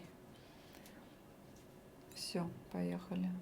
Я его смотрю у себя, а вы у себя. И я рассказываю. Ну, вот у меня тут возрастная женщина с тонкой кожей, сухой, и с довольно сильной асимметрией, ну и такими рассеянными бровками полупрозрачными. На самом деле это хороший вариант для рисования волосков, потому что все, что вы будете рисовать, будет видно. И очень сильно меняется лицо обычно у таких людей, потому что брови, как вы помните, это лицо лица. На этом конкретно клиенте я рисовала линиями. То есть очень, на самом деле, удобно, и я вам, наверное, тоже посоветую рисовать волоски по чистой коже, когда вы точно видите, где вы прикасаетесь иглой кожи, и вам будет проще, и вы будете точно понимать, вы заглубились или нет, потому что такая кожа очень опасная. Мы находим середину, как обычно. Середина у нас определяется вот по этому треугольнику, и она, конечно, очень относительная, то есть мы находим самую середину лица. То есть между глаз расстояние должно быть примерно одинаковое, и вот на этом треугольнике. Вы можете создавать линию сплошную прямо от центральной линии и поднимать ее до излома практически. Я захватываю все волоски пушковые по верхней части и всегда рисую с учетом самой высокой брови. То есть у меня получается самая высокая бровь это та, которая выше растет, и самая высокая точка это ее пушковые волоски. А вторая бровь, она обычно ниже гораздо, и получается самая низкая точка это либо хвостик, либо как бы тело брови, ну, зависит от того, от остатков волосков у клиента. И я в этом коридоре работаю, то есть это зона, где мы находим брови нашего клиента. Когда их мало и когда лицо возрастное, вы должны попросить клиента пошевелить бровями, то есть он хмурится, и вам видно становятся вот эти вот надбровные такие вот, как, не знаю, шишечки вот здесь вот в этой части часто бывает, образуются, их еще очерчивают морщины центральные. Приподнять брови, чтобы вы поняли, где мимические мышцы у нас создали складочки вот здесь, где бровь. В эту зону лезть уже нежелательно, потому что очень сильно во время мимики искажается и ваш рисунок, и это не очень красиво, когда бровь зажевана складкой, нарисованная бровь. Поэтому ваша площадка для работы это вот место, которое шевелится у нас, хмурится, если нет ботокса. На возрастных лицах я всегда рекомендую такие помягче формы, без ярко выраженных изломов. Чаще всего у нас волосков уже мало, и вот эти мягкие формы, они смягчают лицо и не делают таким ярко видным перманентный макияж, потому что ну, как бы это не нужно на возрастных лицах. Яркого макияжа им не нужно чаще всего. Ну, иногда, конечно, приходят такие клиенты, у которых очень ярко выражены домики, изломы, и тогда мы можем вполне сохранить эту форму, если она идет. Но как бы если ничего нету на бровях, то я стараюсь рисовать мягкие формы без ярко выраженных углов. Самая высокая точка, к ней мы подводим от центральной осевой линии прямые простые линии, и от нее мы, захватывая хвостик по возможности, рисуем вниз волоски. И знаете как, у меня обычно остатки хвостиков, это они проходят по низу, чтобы вы понимали, что правильно ли я объясняю. Сейчас, если тут лицо будет прямо, когда видно, я покажу, если там есть хвостики. То есть, чтобы вы сознательно не опустили хвостики ниже, стараясь захватить ее родные волоски. То есть вы должны провести линию таким образом, чтобы ее волоски проходили по нижней линии вашего рисунка, по нижней линии вашего хвоста. То есть по возможности приподнять. Ну, естественно, сохранить максимально волоски в том случае, если они находятся в нормальной зоне, если они не опущены, не завалены слишком сильно. Потому что такое я тоже часто встречала, когда мастер говорит, ну там же росли волоски, поэтому я их и обвел. А какой смысл? Мы же должны улучшить, сделать красивее лицо клиента. Вы можете, конечно, заморочиться и провести вот эти все линии. То есть вы помните, да, если смотрели наши критерии, вебинар бесплатный был по критериям в студии, то мы отталкиваемся от горизонтали, то есть наши внешние уголки глаз или середина радужки, это наша линия горизонта. И расстояние от нее все вверх должны быть слева и справа одинаковые. То есть от этой линии горизонта до кончика хвостика, от линии горизонта до внутренней и внешней части излома, от линии горизонта и до нижней части головки и до верхней части головки. Эти расстояния все должны быть одинаковыми. Насколько это возможно на каждом конкретном лице, конечно.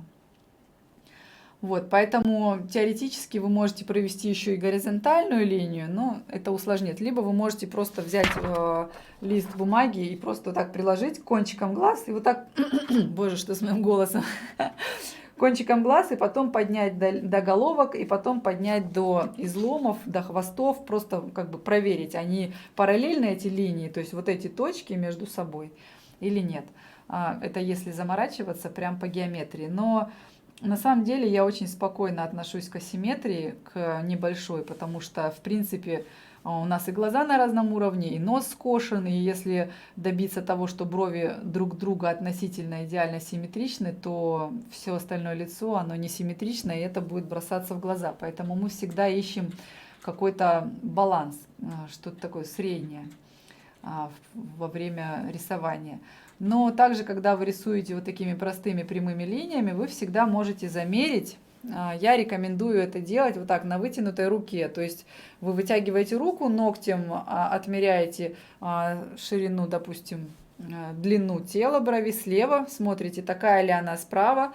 Также с хвостами себя ведете, научитесь мерить как художник, и будет вам счастье.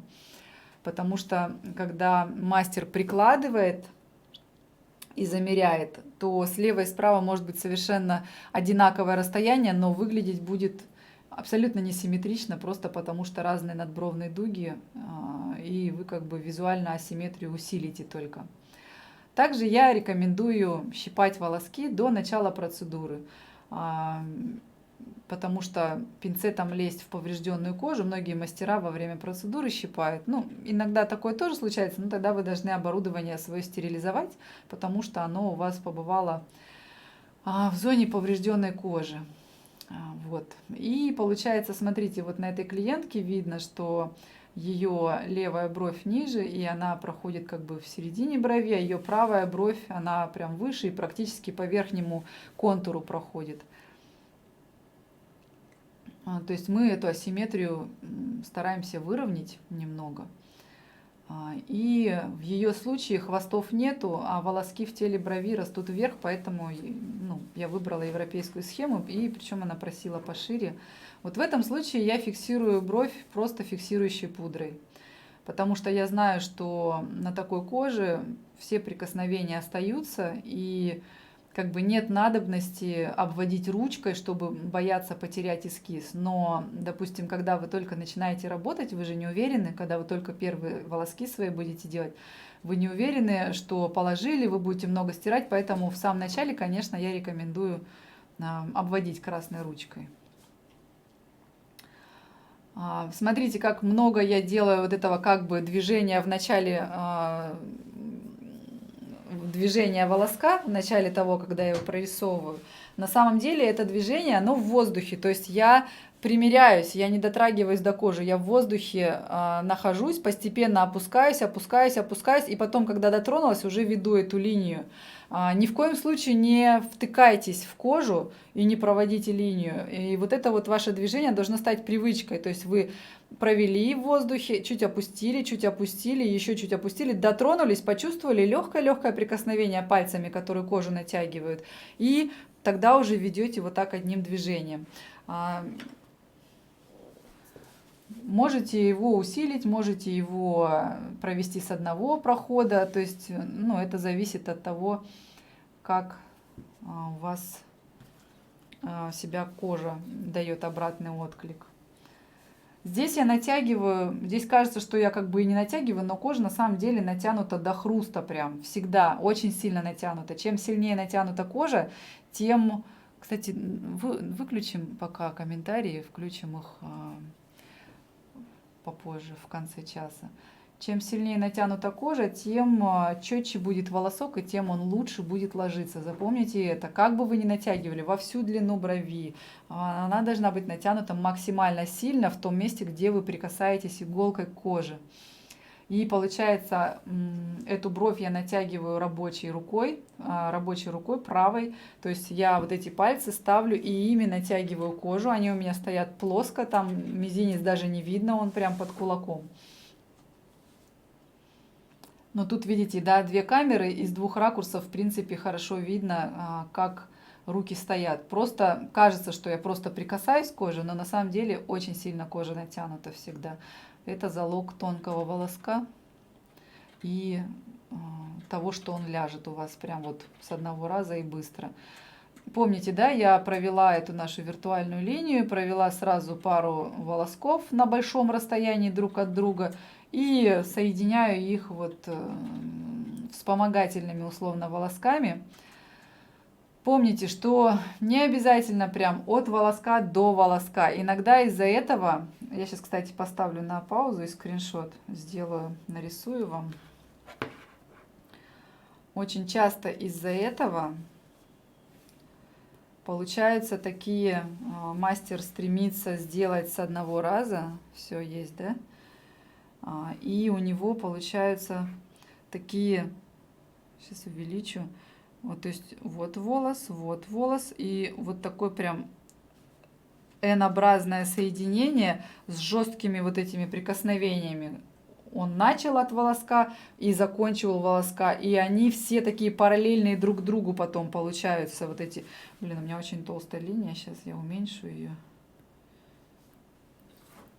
Еще раз прорисую, то есть вот у нас волос, еще волос, и потом вот так вот мастера рисуют, и вот это вот уже неправильно. То есть вы должны не забывать про небольшие такие изгибы в месте соприкосновения. Вы помните, что у нас острое, под острым углом соприкосновение идет и плавное. Так, так, так, так. Теперь это я убираю и включаем дальше видео.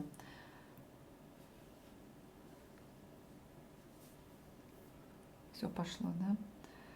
Смотрите, вот те самые длинные волоски, которые мне писали, невозможно провести с одного раза. Иногда невозможно, иногда возможно. Видите, я веду его, переставляю руки и как бы продолжаю. Вообще нет проблем переставить руки. Не надо вести с одного раза во всю длину. Это часто неудобно, и вы в какой-то момент заглубитесь просто. Поэтому будьте осторожны и как бы переставляйте руки, нет проблем.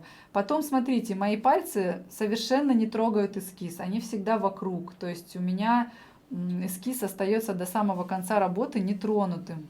И это важно, потому что вы создадите грязь, потому что вы потеряете форму, вы потеряете эскиз, который так долго рисовали, и как бы потратите время. Придется садиться и снова рисовать, и более того, кожа повреждена, вам уже не будет удобно это делать. Иногда, смотрите, вот начала вести линию, понимаю, что она слишком вертикально придет. То есть, если я ее продолжу, то она либо странно изогнется, либо вертикально придет к внешней части хвоста. И это не очень красиво. Тогда я беру и переставляю руки и прорисовываю волосок другой, который как бы плавно вольется в тот, который мне не нравится, и я им продолжу как бы вот это направление движения волосков. То есть волосковой техники можно очень много, потому что этот рисунок, вы должны понять, вот просто почему я противник шпаргалок, потому что вы просто будете сидеть и ее срисовывать, не думая, как вплести, вот не включая воображение. А на деле вы каждый раз, на каждой новой коже вы будете рисовать какую-то совершенно новую схему. И сами удивляться этому. А так вы будете срисовывать и можете совершать ошибок. Посмотрите, насколько сильно в ширину, вот я сейчас растянула хвостик, насколько он стал широким. Очень часто мастера, им кажется, что они тянут в ширину, но они тянут в длину. Бровь визуально должна становиться шире прям, не знаю, раза в 2, наверное. Смотрите, видите, какая разница? Плюс иногда, я же сижу сбоку, я, видите, сейчас натягиваю в 3 стороны, у меня получается тянет рабочая рука вверх, первое движение, второе движение в противовес указательным пальцем левой руки, и большой палец левой руки у меня еще и тянет вниз, то есть как вот на пяльцах растянута ткань в 3 стороны, так и здесь у меня хвостик растянут в 3 стороны, и более того, я иногда могу даже его как бы развернуть на себя, чтобы руке было удобно вести эту линию,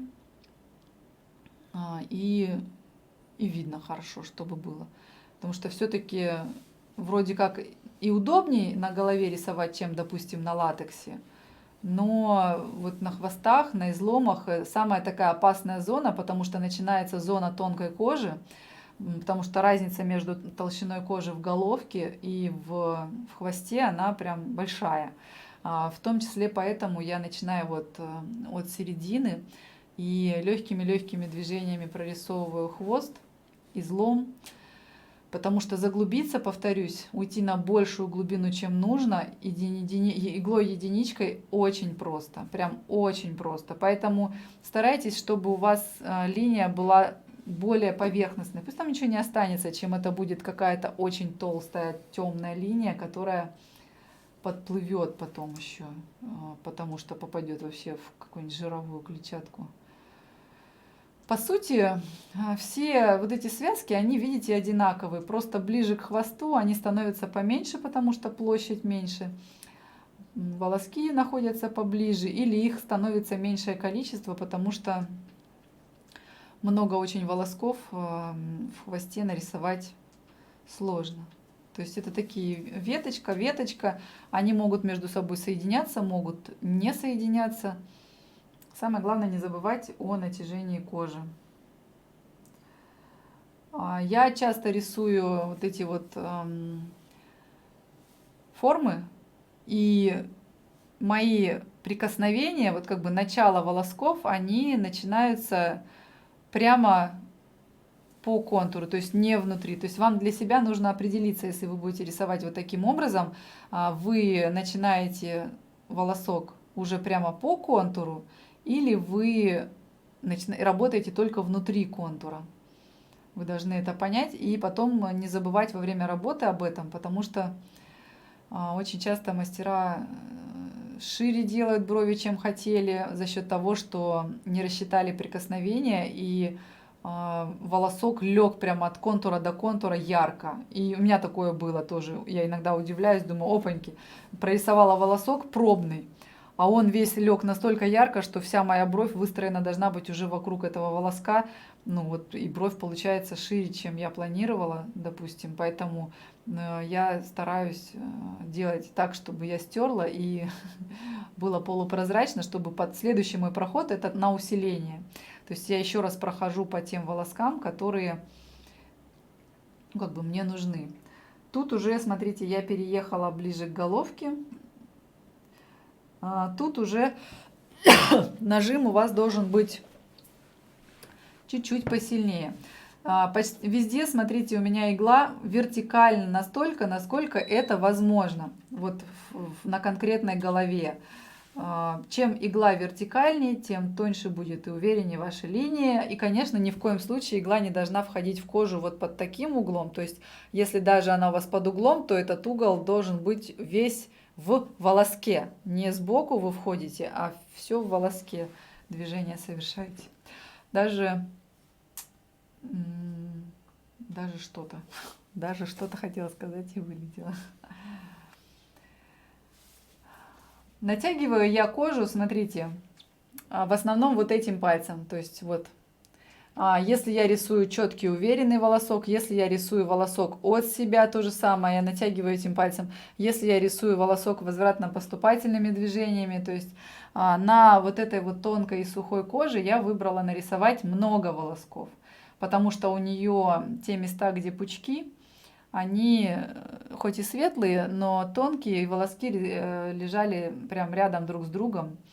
Поэтому я, в принципе, прорисовала такую же схему, где волоски нарисованы довольно часто. Если вам нравится или вашим клиентам будут нравиться ваши схемы, то вы можете прорисовывать волоски на большом расстоянии. Это тоже красиво бывает. Просто многие клиенты очень консервативные, они не понимают этих сложных рисунков, паучьих лапок, как они говорят. То, что нам нравится красота, вау, а они говорят, ну не то, что это за паучьи лапки, я хочу много волосочков, чтобы было вот как по-настоящему.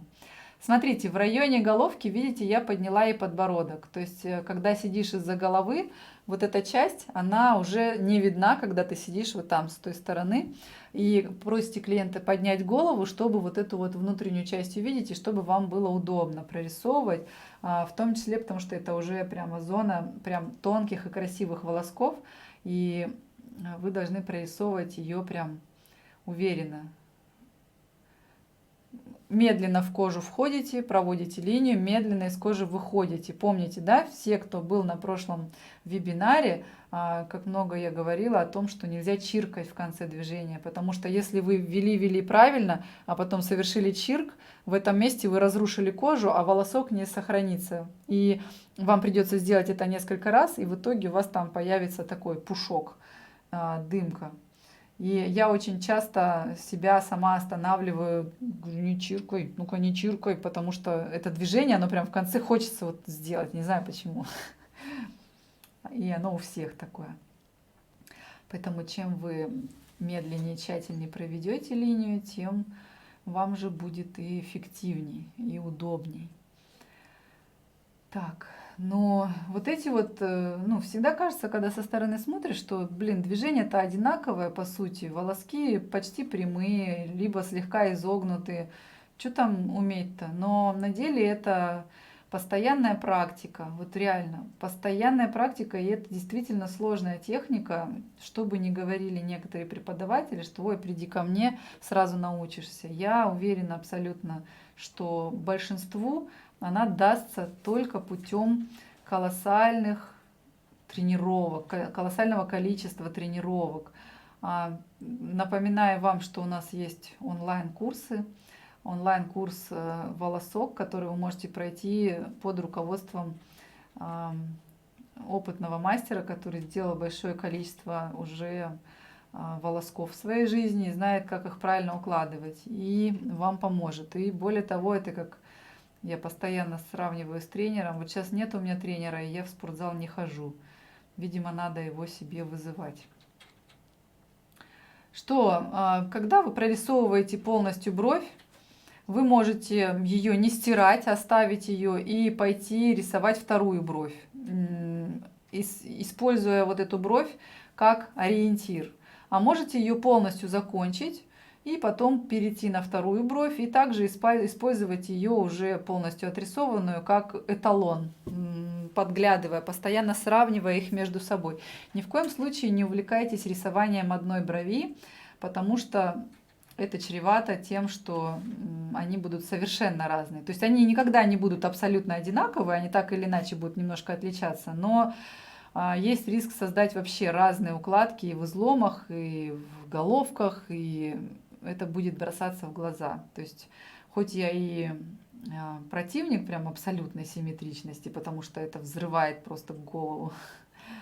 Но вот смотрите, я стерла, и все волоски видны, полностью форма заполнена, мне уже совершенно не нужен эскиз. Задача моя только остается в том, чтобы прорисовать, я сейчас на паузу поставлю, в том, чтобы прорисовать, так, сейчас руки уйдут. Помните, да, на прошлом уроке, как его назвать, мы прорисовывали тоже такие же схемы. Видите, да, что вот у нас идет пучок волосков своих посередине и пусто сверху и снизу. То есть вот эти зоны мне нужно будет усиливать. То есть то, что я и буду делать.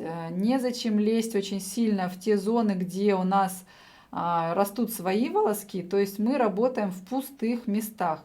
Это еще хорошо, здесь у нас такие полупрозрачные светлые волосики, тоненькие, да, то есть вот это вот место, которое мы будем заполнять, а зона, где волоски растут, у нас остается почти нетронутой. Иногда просто бывают рельефные, довольно толстые волоски, и мастера равномерно проходят по всей брови, и как бы зона, где волоски росли, у нас остается такой же яркой, потому что под ней тоже легли волоски, и работа эта становится бесконечной, потому что вы не сможете сравнять никогда пустое место с тем местом, где волоски растут.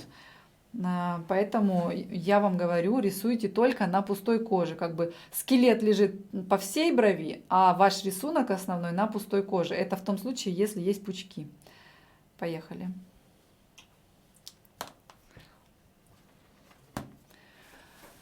Да. Иногда некоторые прикосновения бывают слишком жесткими для кожи. То есть вы прикоснулись и понимаете, что ваш волосок начинается с точки. Ну, надо тогда постараться это место больше не трогать. И, может быть, на коррекции вы поймете, что эта точка не прижилась, либо вам придется ее чикнуть лазером или ремувером. Дело в том, что вот это прикосновение, когда воткнул и пошел, оно всегда оставляет точку, поэтому я говорю вам, тренируйте прикосновение к коже. То есть у вас либо должно быть оно прям легкое, как я уже объясняла, прикосновение, когда вы ведете на себя, либо вы начинаете с середины волоска, подходите к контуру и вот так выводите от себя. То есть это кому как удобно. Тут есть мастера, которые вообще не могут освоить движение от себя, а есть мастера, которые вообще спокойно его осваивают, и оно у них получается прям фееричное и классное.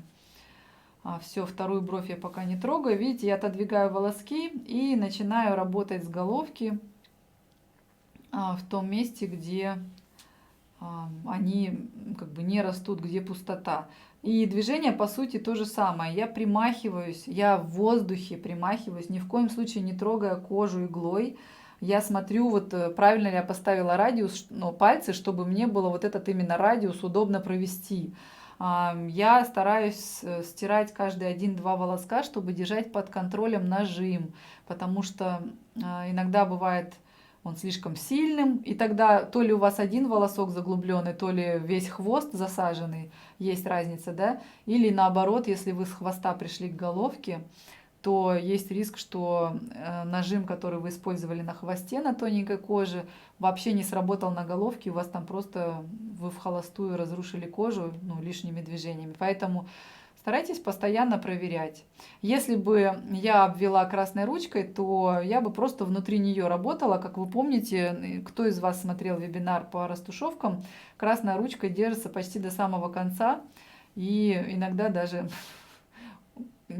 клиенты с сухой кожей могут уйти с красной ручкой домой, но зато вы не потеряете форму. Поэтому красная ручка пилот J1, как вы помните. А если вы вдруг не смотрели вебинар по растушевке, милости просим, в моем инстаграме в шапке профиля вы можете класснуть по ссылке, и вас перекинет на страницу, где все вебинары есть. Для тех, кому кажется невозможным посмотреть и повторить, еще раз повторяю, вы можете пройти дистанционное наше обучение с куратором и в конце даже сделать модель под руководством куратора. Мы такую опцию предусмотрели, и у нас уже даже скопилось портфолио работ. Кстати, надо их мне выложить, наверное, у себя. Буду выкладывать у себя в Инстаграм, в вечных сторис закрепленных. Там есть несколько работ уже студентов, которые были допущены к работе на моделях. Мы не всех допускаем, то есть я лично проверяю последние работы экзаменационные и даю добро или не даю добро к работе на клиентах. Если даю, то тогда под руководством мастера вы можете сделать процедуру на клиенте. Прям делаете фотографии, отправляете, если какая-то ошибка, что-то непонятно, делаете фотографии, отправляете. Скоро мы, кстати, планируем сделать виртуальное присутствие, то есть он прям всю процедуру будет присутствовать с вами по какому-либо из мессенджеров с видеосвязью, либо Skype, либо WhatsApp, для того, чтобы прям говорить: так, дорогуша, ты здесь кожу натянула плохо, ну-ка переставь пальцы, веди медленнее, потому что эти все ошибки, они кажутся очевидными. Не спешить, не наклонять машинку, хорошо натягивать кожу так, чтобы не исказить форму, потому что это одно из самых важных. Вытянуть кожу на лоб первым движением. Видите, да, я всегда поднимаю прям очень сильно наверх кожу, потому что работать на вот этой ровной площадке лба удобно, работать на надбровной дуге неудобно совершенно. Плюс кожу надо натянуть в 3 стороны, а если ее не утянуть наверх, то на глаз тянуть кожу неудобно опять. После того, как я, смотрите, прошла уже и закрепила полностью эскиз, я вообще без проблем ставлю пальцы прямо на рабочую поверхность, прямо на зону, где у меня уже лежат волоски, как бы эскиз я уже не потеряю. А на первом проходе я ставлю пальцы вокруг, чтобы эскиз не потерять. И каждый раз я примахиваюсь прямо, мне нужно попасть прямо в тот же самый волосок. Если он прозрачный, это значит, что мало пигмента в этой борозде. То есть вам нужно положить еще раз повторяю, вы можете несколькими способами добиться концентрации пигмента высокой в вашей линии. То есть это скорость движения руки, очень медленно вести рукой. Самое главное, чтобы у вас не было вот этого дрожания, когда вы ведете то глубже, то вверх, то вниз, и тогда получается такой пунктир. То есть кожа, она и так против нас работает, но если вы еще и будете не на одной глубине проводить линию, то тем хуже результат будет заживший. Второй вариант — это когда вы туда-сюда водите, как бы наслаиваете как, не знаю, как удочка выдвигается вот такими вот частями, то есть и вы тоже вот такими движениями выдвигаетесь вперед, либо на себя, либо от себя, кому как удобно. И не забываем про натянутую кожу, потому что без этого у нас ничего не получится. Не натянутая кожа, она дряблая, рыхлая, и такое ощущение, что в тесте игла идет по тесту, как бы не чувствуя сопротивления, и не оставляет след, либо оставляет какой-то его размытый. Поэтому я лично натягиваю локально. Видите, мои пальцы стоят недалеко от зоны, где идет игла. То есть это буквально такой квадратные 1,5 сантиметра натяжения кожи. Я не натягиваю бровь во всю длину, но некоторые мастера натягивают прямо вот так бровь во всю длину рукой. То есть это кому как удобно. Но не забывайте натягивать. Тут последний вопрос я могу поотвечать. Вы показываете эскиз клиенту. Да, я показываю, конечно, эскиз клиенту, просто если у вас это линии, то обычно клиенту не очень понятно. Он начинает спрашивать, вот не слишком ли широко? Ну, чтобы вы понимали, на тонких бровях вообще не смотрится волосковый метод. Волосковый метод хорош на широких размашистых бровях, когда между волосками довольно большое расстояние. А на тоненьких бровках толщиной в 5 миллиметров, ну, как бы смысла нету. Ну, не будет это красиво прорисовано. Как я говорила, видите, все волоски в хвостике стремятся в крайнюю точку в хвостике. Они имеют направление туда все. Ну и стираю я каждые несколько волосков. Карандаш у нас, боже, мы уже 100 лет работаем одинаковыми карандашами. Это карандаши такие китайские, сухие, Гуччи, по-моему, еще. Я их затачиваю лопаточкой. Не когда острие тонкое, а когда такая лопаточка. Вазелин использую я как мыло. Он стирает идеально пигмент.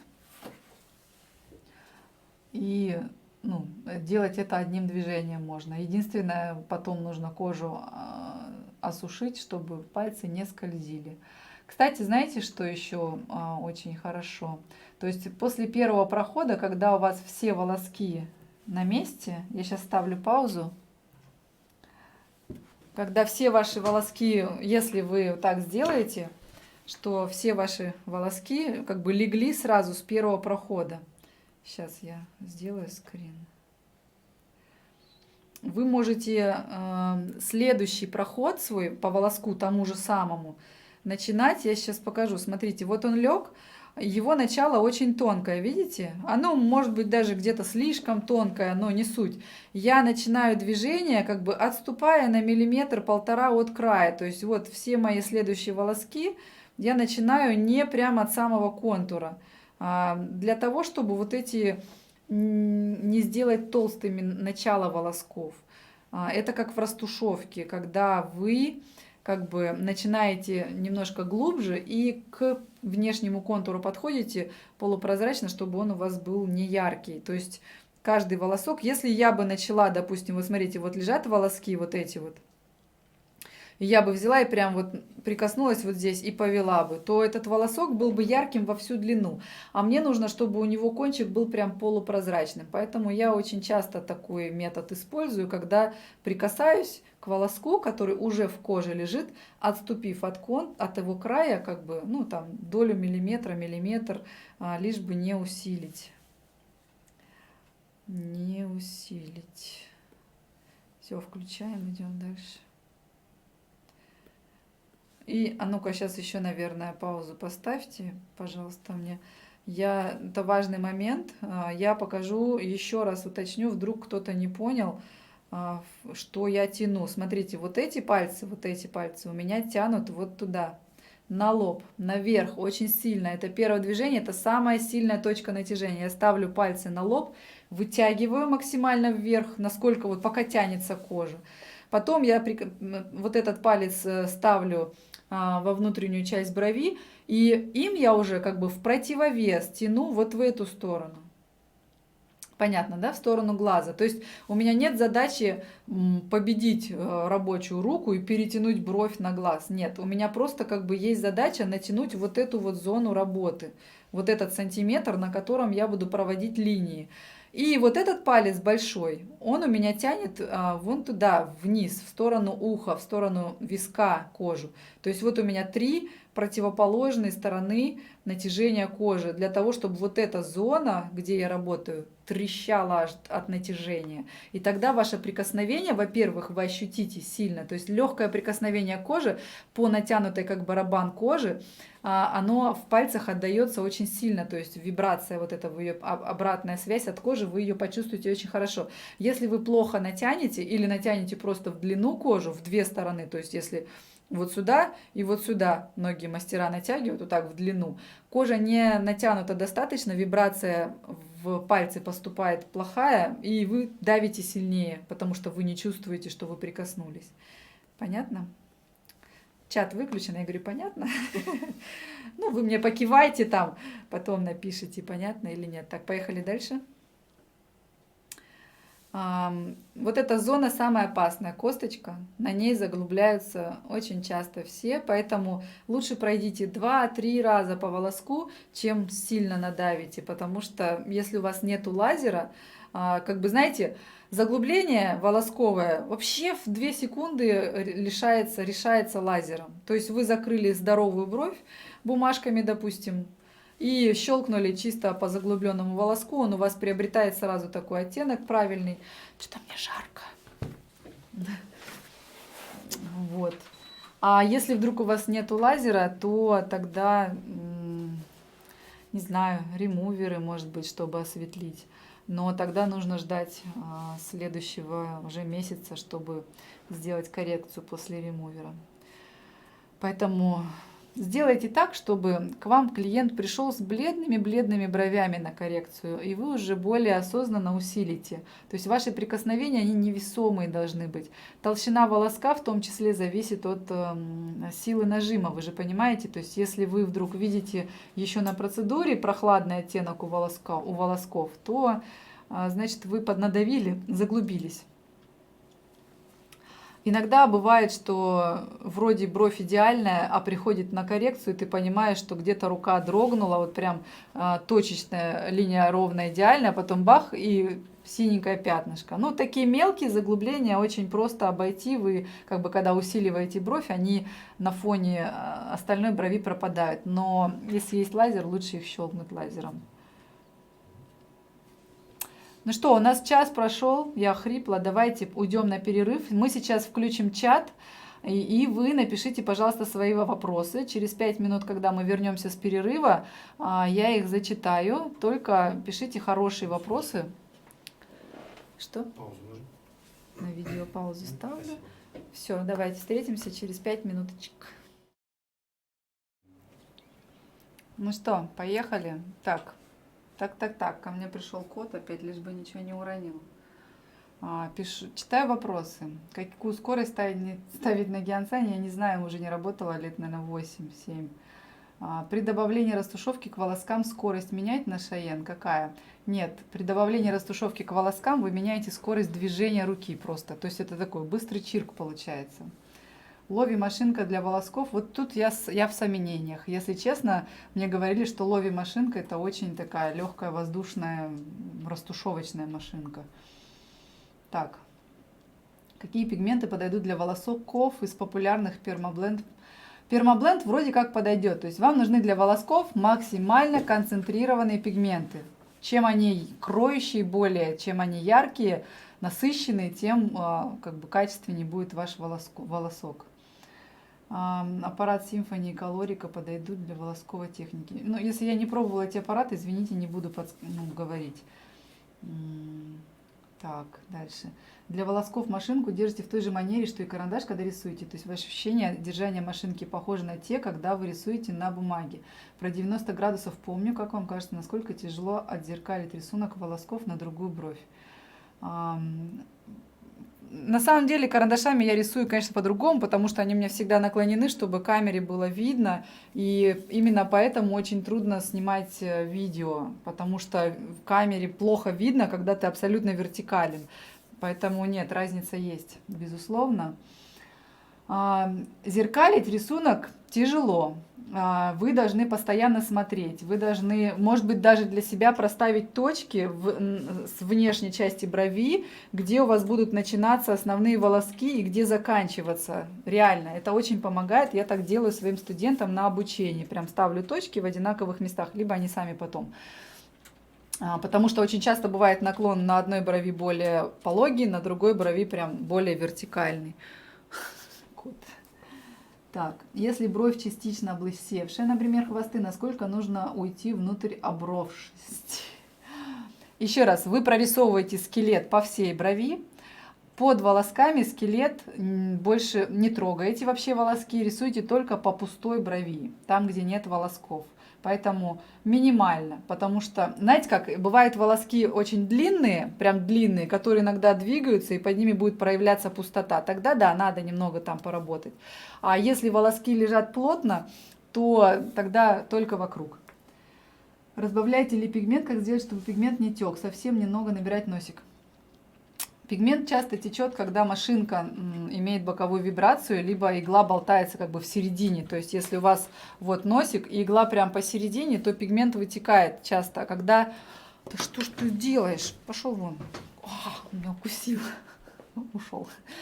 А когда у вас игла лежит прям как бы по боку, то есть она забирает пигмент, его вносит в кожу, вот ее принцип работы, забрала из носика, внесла в кожу, и все идеально, не поливает. И поливает, да, очень часто, когда маленький вылет иглы, то есть игла ходит, недостаточно вы вылет большой сделали, и поливает пигмент. И плюс еще, когда очень жидкий, когда разбавили. То есть у меня наших концентрированных пигментов где-то 6-7 капель, 1 капля воды. А в остальных, ну, ориентируйтесь по ним просто, по зажившим. Как понять, что заглубилось, если пигмент ваш холодный, русый, он же темный? Он сразу станет серым. Он прям станет таким серо, даже каким-то свинцовым. Так и поймете. Так, какой уход при заживлении? Помыть с мылом в первый день дважды, через 3 часа и еще через 3 перед сном. Я работаю без первичной анестезии, да, давным-давно. Иногда даже одного прохода бывает достаточно, второй я уже не делаю, он не нужен. Покажите, пожалуйста, какую марку иглы используете на квадрон. Так, а где у меня иглы? В конце покажу. Ну, это просто 1 РЛТ, просто единичка 0,3 или 0,25, чаще всего 0,25. Что делать, если на коррекцию видишь, что волосок зажил толстой подплывшей линией? Как исправить? Только лазер. На самом деле, да, чтобы прям исправить четко, это только лазер. Все перекрытия корректором, то есть они разрушают, расширяют волосок. И если есть возможность, и клиент адекватный, то щелчок лазером буквально по этому волоску. И если он там один, то можно дальше делать коррекцию. Если там у вас в нескольких местах, то лучше отправить на заживление. Так, если брови очень выпуклые, форма черепа, очень легко заглубиться и сделать волосок на разном глубине. Как этого избежать? Вы должны вытянуть кожу с надбровной дуги на лоб, на ровную площадку. Тогда у вас минимизируется риск заглубления на вот этой вот кости. Какие пигменты подойдут для волосков? Говорила. Так, расскажите про коррекцию, как правильно делать, просто укрепить волоски, которые плохо видны или исчезли. На самом деле зависит от того, какая пришла процедура к вам. Если много пустот, то да, вы должны как бы заново делать процедуру. Если просто пробелы в некоторых местах, то вы заполняете пробелы в некоторых местах и все для достижения рисунка. Если подотросли волоски, в зависимости от насыщенности брови, ну, короче, работа по пустым местам, впрочем, как и на обычной растушевке. Сижу, смотрю, рисую круто. Так, вопрос по первичной анестезии, как ухаживать за волосами после. Ну, я сказала, первичную не использую, в том числе потому, я использовала раньше, что, еще раз, в составе анестезии находятся вещества, которые делают кожу проницаемой для действующего вещества. И вот эта вот разрыхленная какая-то кожа, она другая становится по своей структуре. Для волоска она прям мне не нравится. То есть та линия, которая остается на неповрежденной коже, на чистой, на без анестезии, она другая, она классная, ложится с одного прохода. И никогда также не ложится на анестезию. Я на волосках это уже прям проверила огромным количеством процедур. Так, как правильно определить глубину волоска? Должна ли появляться лимфа или сукровица? Но как вы видели вот здесь у меня ничего не появляется. То есть ни сукровицы, ни лимфы, ни крови тем более. Но иногда бывает и сукровица, и кровь, даже капельки выступают. То есть, но в основном работаю на сухую. То есть как правильно определить глубину? Единственный способ это вот смотреть на волосок и видеть его цвет, видеть его насыщенность. То есть он должен быть хорошо виден, пигмент должен иметь оттенок без холода. То есть как только появляется серость, вы должны понять, что уже 90%, что вы заглубились. Если он стал таким синеватым, то это значит вообще прям очень большая глубина. Пиши пропало, надо вообще завершить процедуру, дать зажить, прощелкать лазером и потом сделать заново. Вот прям, я сейчас не шучу. На какой скорости? Я работаю на тандере на 11-12, да, примерно на такой скорости. Инжекту я не пробовала. Пеном, но те пены, которые у нас есть, на них мы тоже, в принципе, на 11 работаем. Главкон, машинка отлично рисует волоски, прям отлично, мне очень она понравилась. Единственное, на последней процедуре она хотела работать только на маленьком вылете. Так, ну что, давайте посмотрим дальше видео, и в конце я еще поотвечаю на вопросы. Включаем. Да? Все.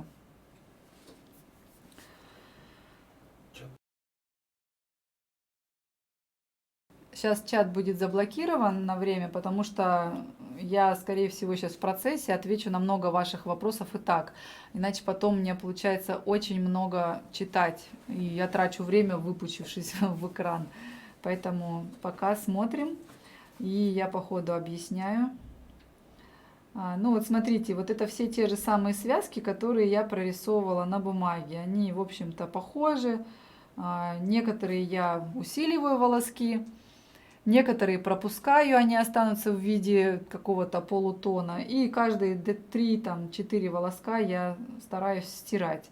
Постоянно верчу голову, чтобы сравнить насыщенность в головке, в середине тела, в изломе, в хвосте, чтобы, знаете, не переборщить, потому что иногда загляделся на одну точку, такой увлекся и понимаешь, что, блин, бровь была почти закончена, а теперь надо всю ее делать ярче, потому что взял и сделал хвост ярче, чем собирался.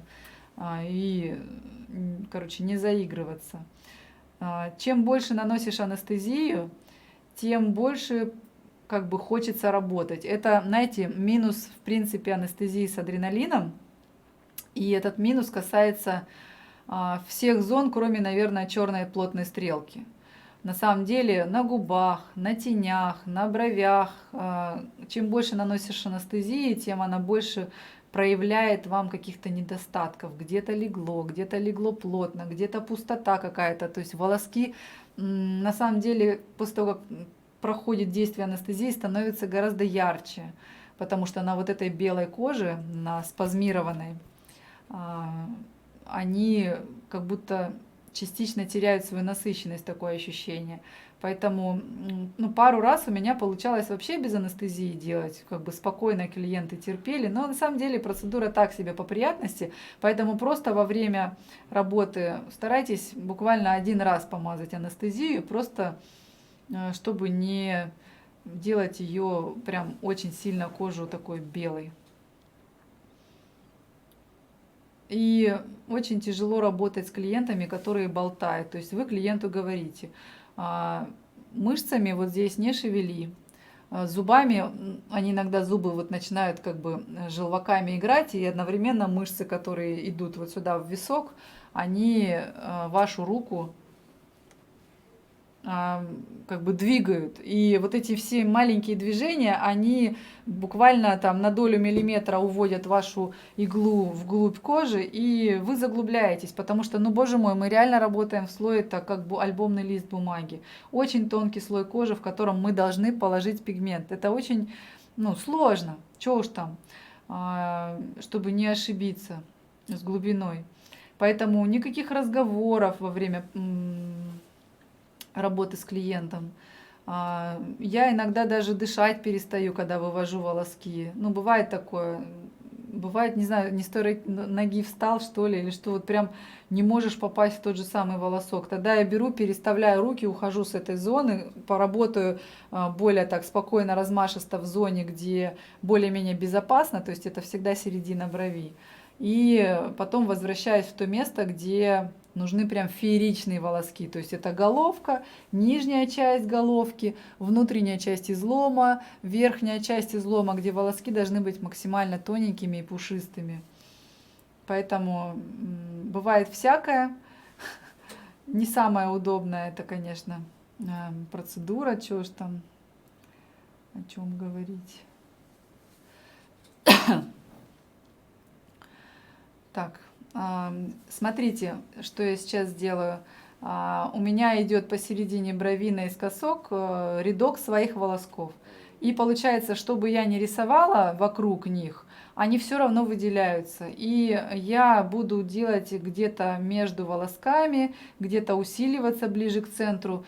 Между основными волосками буду делать еще такие вспомогательные полупушковые волоски. Ну, на какой-то коже они заживут волосками, на какой-то коже они дадут просто дымку. Но иногда они необходимы, потому что как бы ваш рисунок на коже виден, и он никак не соединяется, не сплетается со своими волосками клиента. Более того, идеально, когда невозможно понять с расстояния в метр, где волоски клиента, а где ваш рисунок. Это самый идеальный вариант, потому что когда заживет, станет чуть-чуть светлее, но иногда волоски вообще почти не теряют по насыщенности, особенно если вы заглубились. И в таком случае после схода корочек как бы, ну, чуть-чуть, может быть, ваши станут светлее, и в общем, будет съедобная работа. Но если вдруг ваши волоски еще на свежей работе отличаются по насыщенности от родных волосков клиента, вам нужно будет усилить их. Либо положить тень, либо усилить, ну, сделать их ярче. Потому что 100%, когда волоски заживут, этой насыщенности будет вообще недостаточно. Поэтому стремитесь к тому, если кожа позволяет в данный момент, к тому, чтобы волоски у вас со своими практически сливались и по насыщенности никак не отличались, либо даже были немножечко ярче, как бы доминировали над своей растительностью.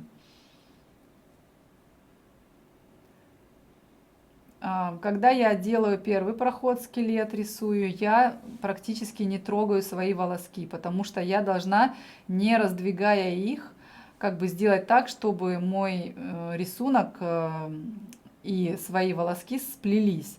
Но когда я делаю второй проход по тем волоскам, которые уже нарисованы, когда мне нужно их усилить, я очень часто вот так пальцем отодвигаю волоски, если они мне мешают, чтобы увидеть то, что я рисую. Либо, если это неудобно, то я просто как бы смотрю сквозь волоски. Вы должны научиться их различать, потому что на самом деле очень хорошо видно, ну, если, конечно, там не какая-нибудь густючая бровь, но на таких густых бровях нет смысла рисовать волоски. А как бы если волоски рассеянные, редкие или там какой-то пучок, то вам отлично видно сквозь волоски, кожу, на которой есть рисунок. Мы вот приступили ко второй брови, перешли на нее, на вторую бровь, и в принципе начинаем ту же самую работу. Единственное, здесь руки стоят, видите, немножко по-другому. Моя левая рука натягивает бровь вверх, то есть теперь основное усилие в левой руке. Пальцы стоят, как вы видите, а большой палец в изломе брови, указательный палец тянет за головку брови. То есть сейчас за 2 точки брови я вытягиваю ее на лоб, для того, чтобы вот эта линия, вы должны следить за тем, чтобы линия от головки до излома не исказилась, чтобы она не выгнулась дугой или не прогнулась. То есть ваше натяжение должно быть таким равномерным, чтобы бровь просто поднялась на ровное место и кожа была очень сильно натянута. И таким образом, смотрите, я натягиваю рабочей рукой в противоположную сторону бровь. Там нет сильного натяжения, это просто в противовес. И вот этот палец мой, он стоит на кости, под изломом брови на кости. Он не давит на глаз вообще. То есть там мизинец как бы вроде возле глаза, но он уже никакого давления на глаз не оказывает. Я постоянно вижу, как мастера ставят кулак прям на глаз, давят на него, клиенту некомфортно, он пытается, там, не знаю, вывернуться, и, в общем, всем сложно. Поэтому первое движение — вытянуть лоб, бровь наверх. Второе движение в противовес вот этими 2 фалангами, они вот так крючком сложены, натянуть кожу, ну и как бы это рабочий кулак. Помните, да, что длинные волоски я рисую в 2, даже иногда в 3 захода. То есть я начинаю его, потом выдвигаюсь, продолжаю его. Как бы я никогда, ну, редко, скажем так, если тонкая только бровь, я рисую в одну линию, повторяю. И видите, да, я как бы примахиваюсь, потом в какой-то момент я прикасаюсь и уже дальше иду. Стараюсь идти как бы на одной глубине. Радиус для руки должен быть удобный. То есть не пытайтесь поставить руку, а рисовать начать где-то далеко от руки. То есть вы как бы вертикально нависаете вот так вот аппаратом и прикасаетесь к коже максимально вертикально, насколько это возможно. Также, знаете, поворачивайте голову, потому что тоже постоянно наблюдаю, как студенты скривляются, вот так вот скукоживаются, рисуют там где-то сбоку, а клиент лежит как, не знаю, статуя. Вертите голову как угодно, чтобы вам было видно, чтобы у вас поверхность была освещена хорошо, чтобы как бы игла была вертикальна, в том числе по отношению как бы к кушетке, к столу, потому что чем вертикальнее игла, тем проще пигмент ей подавать. Когда вы рисуете вот так сбоку, она уже не так стабильно подает пигмент. Поэтому, если вы работаете на виске, голову повернули так, чтобы он был горизонтален.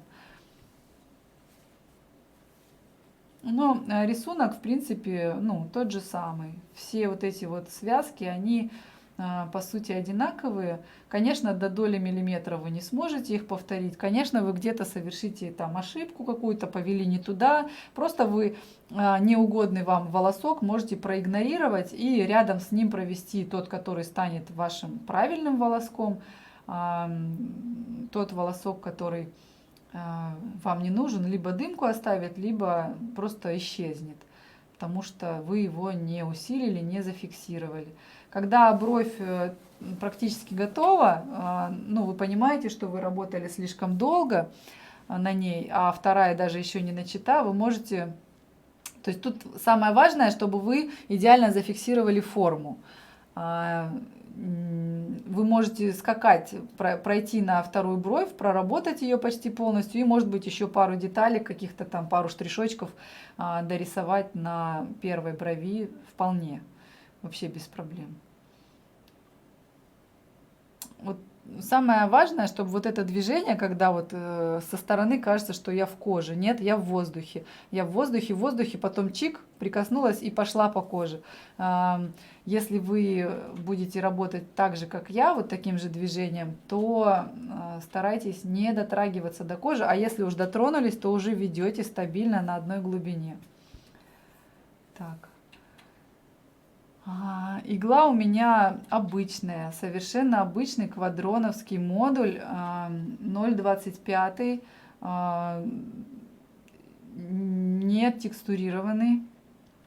Текстурированные тоже есть квадроны, ими прикосновение кожи еще легче, чем обычной иглой, потому что они вносят больше пигмента, они как бы острее, и все вот в этих мелких зазубринках травмируют кожу сильнее, но оставляют больше пигмента. Поэтому ими и испортить проще, и вроде как, если правильно работать, травмы меньше, потому что с одного прохода может лечь все вообще идеально. На жирной, то есть смотрите, вот здесь я рисую волоски часто, то есть они как бы близко друг к другу лежат. На жирной коже вот так близко волоски класть плохая идея. То есть на жирной коже, если есть пучки, где волоски лежат близко друг к другу, вы должны сделать скорее растушевку всего и потом уже на коррекции дорисовать волоски там-сям на большом расстоянии, просто чтобы бровь стала такой живой и красивой. Но вот так близко, как здесь на жирной коже, волоски рисовать не надо. Опасно, особенно если вы тренируетесь. Особенно если это как бы первые ваши работы. Хотя жирная кожа, она как бы и прощает ошибок больше, то есть там вроде как поднадавил, стер, думал, заглубился, а там ничего даже не осталось. Но и кладется пигмент на ней сложновато. Поэтому, наверное, все-таки пореже волоски, пусть они, может быть, где-то будут потолще для объема там и яркости какой-то нужной, но зато они не сплывутся в сплошную кашу. И на жирной коже лучше делать, конечно, не много волосков, а растушевку между волосками, если вам нужен какой-то объем или насыщенность большая.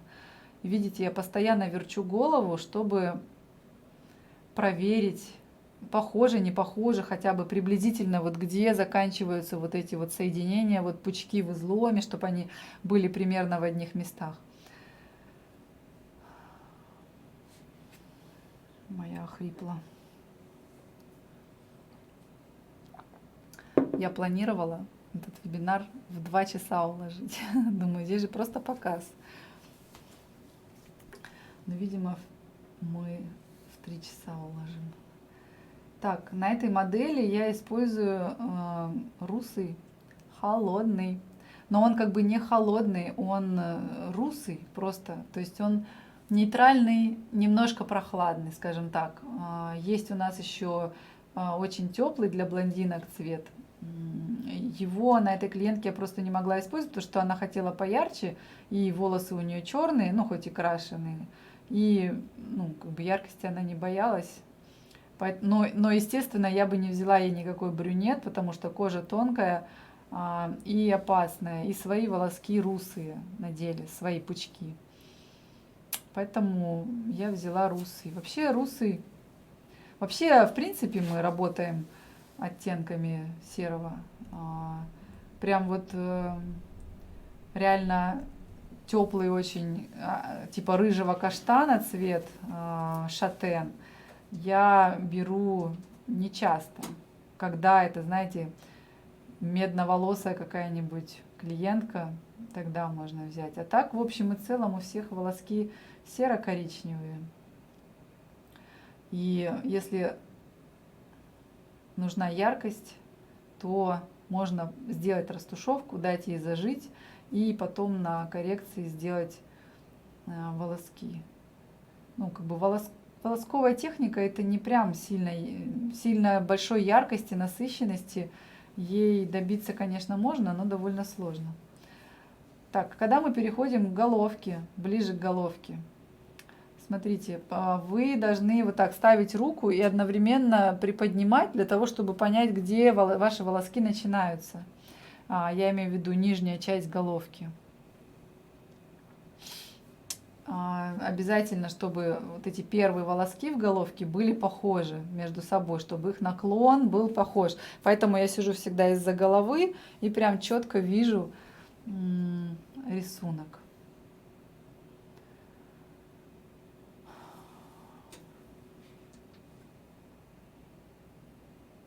Здесь, конечно, прям мелко-мелко волоски расположены. И вот некоторые я провожу с одного раза, а некоторые я же уже понимаю, что с другой стороны я там усиливала, прокрашивала более ярко некоторые соединения волосков. То есть не стирая, на второй брови я уже часто делаю это сразу. потому что это прям все очень терпимо. Кстати, в этом плюс работы без анестезии. Если вы уйдете глубоко, то клиент вам просто не даст работать. Ей будет реально нетерпимо больно. То есть тут это неприятное царапание такое получается. Ну, многие описывают, как будто такой волосок длинный вытягивают. Кто-то описывает, что как будто режут, как ощущение такое. Кто-то вообще говорит, как будто зубочисткой возюкают. Ну, то есть это от болевого порога зависит. Но если вдруг вздрагивает клиент ваш, сжимается, пытается убрать голову или более того там плачет, то значит вы работаете грубо, жестко и вам нужно изменить нажим. У вас получается метод внесения в кожу пигмента, это либо глубина большая, да, когда вы нажали и все там в глубине много пигмента останется, но это неправильный метод. Либо скорость движения руки на той идеальной глубине, которая, в принципе, вот этой конкретной коже подходит. Но вот эта вот скорость движения руки, это самое, конечно, такое сложное. То есть надо вести медленно, медленно, настолько, насколько это возможно вот в такой технике. Если это возвратно-поступательное движение, то там немножко все по-другому. Там вы просто вот напыляете туда-сюда, выдвигаясь вперед, или туда-сюда, выдвигаясь к себе, двигаясь. Но опять, если вдруг у вас нестабильная, не идеальная растушевка, то на таком волоске вы 100% заглубитесь. То есть вы понимаете, да, что вот это движение, оно должно быть тоже на одной глубине. То есть для опытного мастера это простое движение, а для неопытного мастера, который растушевку делает со стыками, это прям смерть волоскам, они все будут заглубленные, еще и толстые. То есть мало того, что надо в одной борозде это делать прям идеально, не рядом, не елочкой, а прям идеально в одной борозде, так еще и на одной глубине. Поэтому, в принципе, я рекомендую освоить все возможные движения для создания волосков, потому что на каждой коже у вас будет вами применяться разные способы внесения пигмента.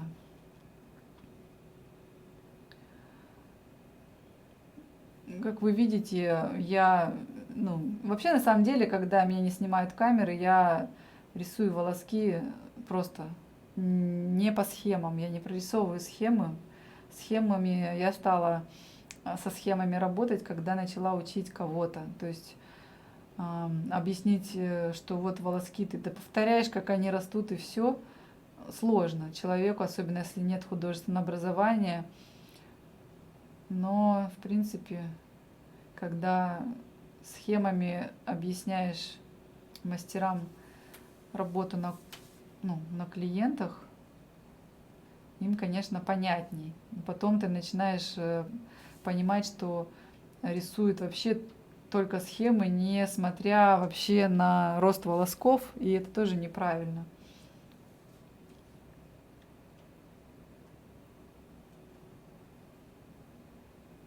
Поэтому, видите, иногда я отхожу от схем и рисую просто, не, хотела сказать, абракадабру. То есть главное, как в конце будут выглядеть волоски, но в принципе, по сути, все равно это все те же самые соединения. Когда я оттягиваю кожу вот таким образом наверх, я смотрю, где мне прикоснуться, чтобы волоски начинались в одном месте. И вот эти вот первые 2-3 волоска, они должны быть всегда такие похожие, помните, да, слева и справа. Потому что, в принципе, когда мы общаемся с кем-то, мы смотрим вот в эту вот центральную часть, либо из глаза в глаз бегаем взглядами, но в основном обращаем внимание на головки бровей. И если они у вас полупрозрачные, то там вообще не важно, как они лежат, стоят, если они полупрозрачные. Если же это четкие, яркие волоски, то тогда, конечно, будет бросаться в глаза, если там что-то не то.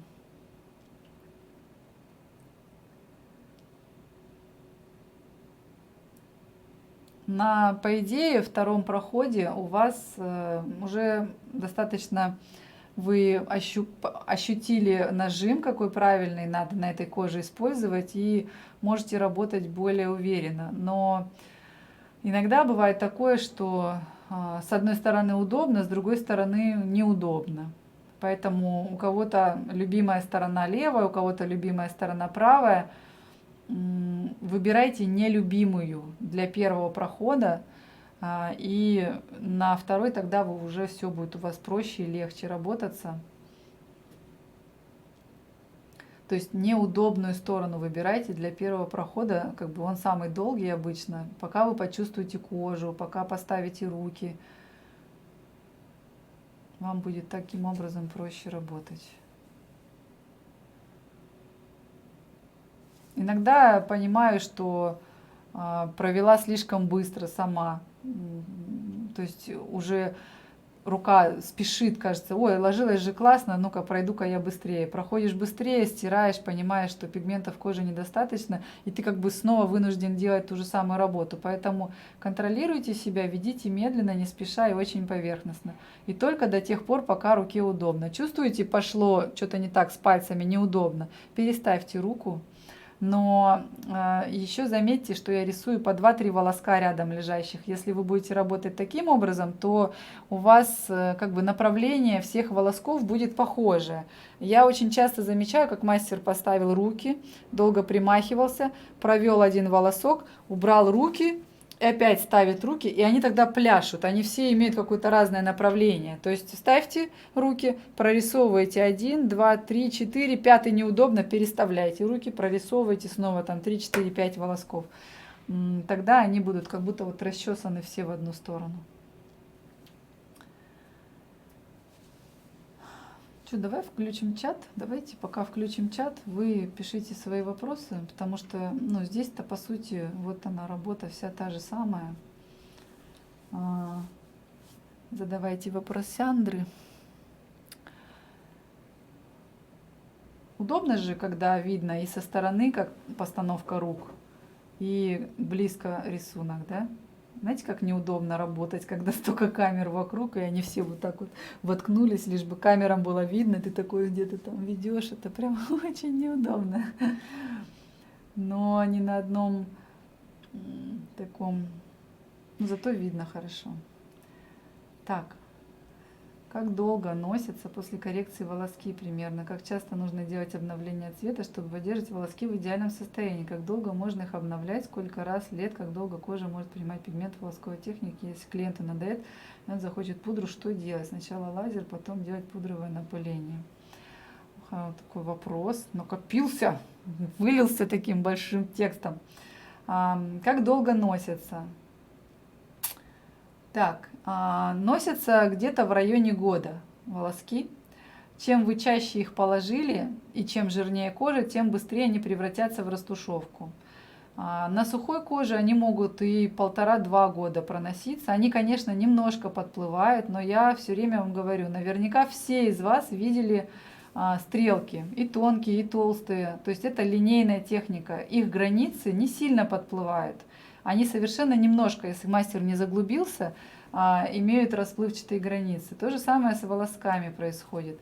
Чем стабильнее лежит пигмент на одной глубине, тем как бы они более одинаково выглядят. У меня есть, я выкладывала в закрепленных сторис, там какие-то годовалые волоски на очень жирной коже. То есть они есть, их прям видно, но они еле видны, они уже почти сравнялись по насыщенности с кожей. Там больше виден старый татуаж, поэтому, ну, который перекрывался.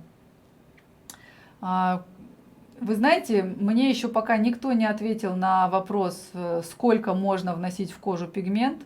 Лично я себе делаю брови уже, не знаю, вот лет 9 постоянно, и пока что у меня нету никаких, знаете, как говорят, иногда в татуировке так много вносят пигмента в кожу, что она аж выпуклая становится, то есть там реально очень много пигмента.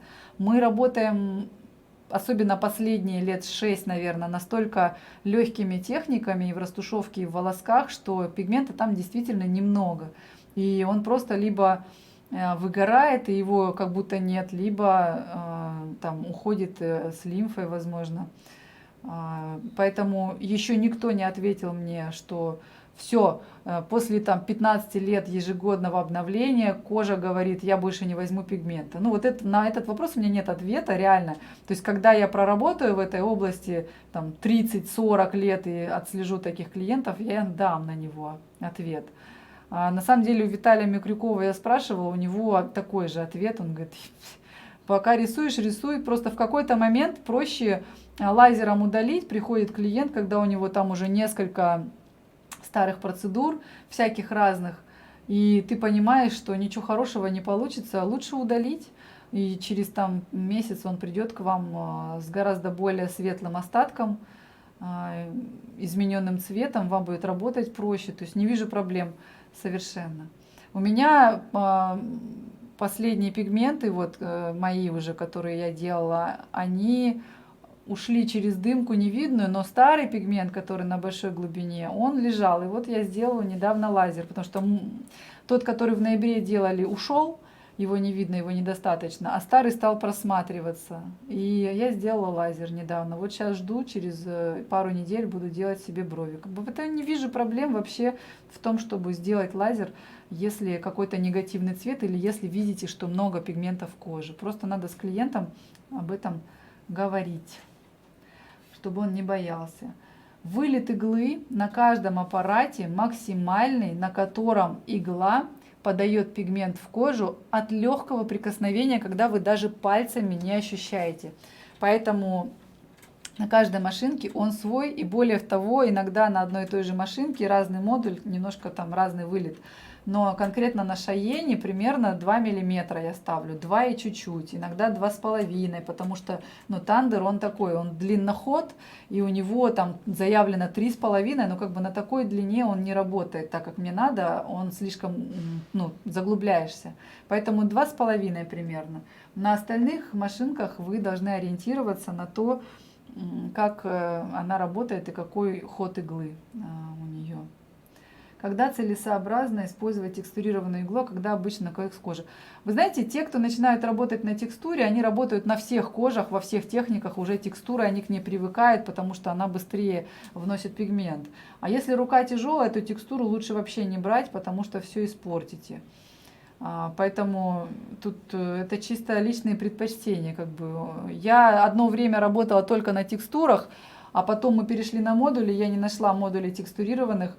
Потом нашла, и такая, а зачем, если на не текстурированных ложится идеально и с одного прохода. Но вот сейчас мне Юлия Константинова прислала текстурированные свои какие-то модули, я их еще, правда, не пробовала. Попробую, расскажу, как выглядит экзамен. На экзамене вы должны сделать волосковую работу на клиенте, сфотографировать клиента прямо в 3/4 макро, чтобы была видна ваша работа, и снять видео с клиентом, сказать, вот это экзамен к вебинару по волоскам. Я вам советую не торопиться, я вам советую откатать, много работ сделать, потому что зачем вам эта бумажка, если вы не научились вносить правильно пигмент. Более того, я советую вам реально пройти, вы посмотрели, как можно работать. Я уверена, что у основного количества так не получится, потому что это действительно сложно. И я вам советую пройти этот 2-месячный курс онлайн с куратором или без куратора, неважно. Без куратора на самом деле надо быть прям очень сверхдисциплинированным человеком, который прямо вот кремень делает все задания в полном объеме, потому что этот курс дистанционный волосок, он рассчитан на то именно, чтобы путем многочисленных повторений, большого количества разных видов связок научиться контролировать иглу, научиться рисовать правильно. Поэтому я вам рекомендую пройти дистанционный курс волосок. А вообще, в принципе, вот я объяснила. Не нашла на эту что она главкон. Главкон, учтите, я просто попробовала эту машинку, и она мне очень понравилась. Но она может через 10 процедур мне разонравиться. Поэтому сейчас я вам говорю, она прикольная. Мне она нравится. Но прям, вот она мне нравится по ощущениям в руках. Прям классная. Какую иглу лучше брать, медиум или лонг? Для какой кожи? Берите лучше медиум, всегда не ошибетесь. Лонг это длинная заточка, и как бы вы же всегда работаете все равно самым-самым кончиком иголки. Ну, на самом деле часто вы не поймете даже, прям нет разницы прям колоссальной. Медиум, и будет вам счастье. Я еще совсем новичок, посоветовали купить биомассер модульный. Вы знаете, у меня лежат биомассеры, но я их не пробовала на волоски. Вы, главное, попробуйте и посмотрите, как он рисует линию. Потом мне расскажете. Для отработки на латексе точно пойдет, но вы еще будете пару месяцев тренироваться на латексе. Не спешите начинать на клиентах, пожалуйста, пока у вас рисунок несовершенный, пока вы не знаете, куда какую линию провести и как поставить руки, поэтому не спешите. Пигменты для волосков лучше однозначно татуировочные, потому что они концентрированные. После ремувера можно рисовать волоски. Но после ремувера, если кожа не повреждена, нет у нее минус ткани никакой, то, конечно, можно, после обычного срока восстановления. Когда дедлайн для экзамена по волоскам? У вас целый год, на самом деле, для экзамена по волоскам. Единственное, что запал ваш потухнет, я думаю, через месяц-два. Поэтому мы не ограничиваем во времени, ни в коем случае вы оттренируйтесь и сделайте это уже прям вот красиво, прям классно, чтобы вы гордились. Потому что иногда мне присылают, меня отмечают в каких-то своих зарисовках, но я такие зарисовки в сторис у себя не выложу, потому что, они некрасивые, грубые, несимметричные. Я не всех выкладываю. И уж тем более я вам не рекомендую делать экзаменационную работу, пока вы не отточили рисунок и внесение в кожу пигмента. На какой скорости работать на стилусе Биотек? На Биотеке я работала прям вот на максимальной скорости и вела так медленно, вздыхала просто. Наверное, на 8 реально секунд я вела, чтобы волос остался. Очень медленно. Ксион, так, я не могу ее настроить. Ко мне приезжала Ксион С, девочка из Америки, студентка, и у нее меняется вылет иглы, как бы там эксцентрик меняется или что-то там подкручивается. Но она все равно работает на очень маленьком вылете, и она очень толстая, я не люблю прям сильно толстые машинки, она нам не пошла. Я слышала мнение, что хорошие волоски квадронами не сделать. Нужны аппараты от 100 тысяч типа MyStyle. Вы их пробовали? Есть ли в этом доля истины? Я слышала мнение производителей машинок и пигментов, что ничем вообще работать, кроме перманентных пигментов и супердорогих машинок, вообще нельзя. Это смерть клиента. На самом деле даже китайскими дешевыми ручками можно работать. Просто другое дело, что они сложны в настройке, там некоторые не стерильны и так далее. Все это чёс про машинки от 100 тысяч, типа MyStyle, Biotech, NPM и прочее вот это говно, извините за мой французский, вам просто навязывают покупку очень дорогого оборудования с дорогими расходниками. Это чисто мое мнение, которое... У меня целый склад этих машинок лежит. Они не лучше, они хуже, я вам так скажу. Они реально хуже, чем татуировочное оборудование. Если клиент пришла со старым микроблейдингом, волоски не сильно поплыли, можно ли машинкой тачап сделать? Можно. На самом деле от микроблейдинга волоски, они очень стабильны, потому что они лежат чаще всего в зарубцованной ткани.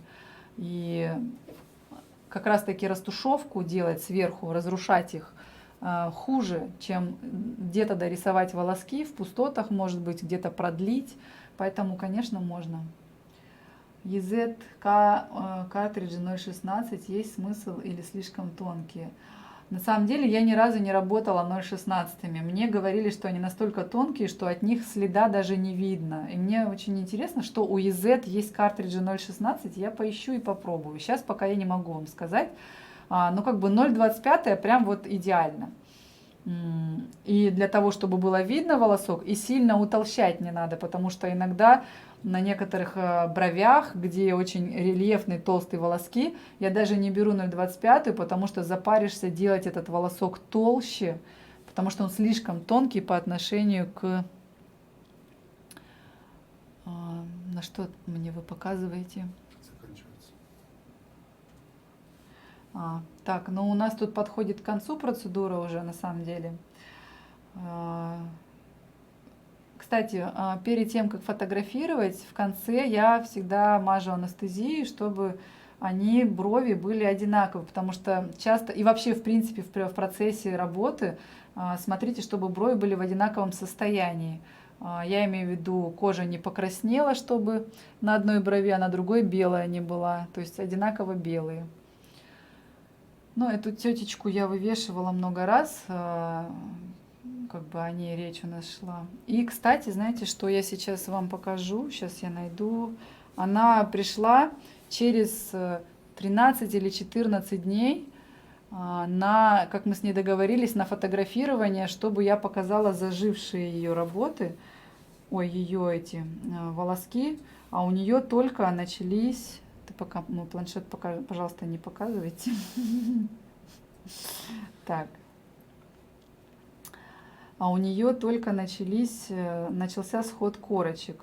Представляете? Поэтому это к вопросу о том, что когда делать коррекцию. То есть если у нее через 3 недели начали только шелушиться, только пытаться отвалиться корочки, то, естественно, 1,5-2 месяца ей нужно до коррекции ждать, чтобы кожа прям полностью пришла в себя.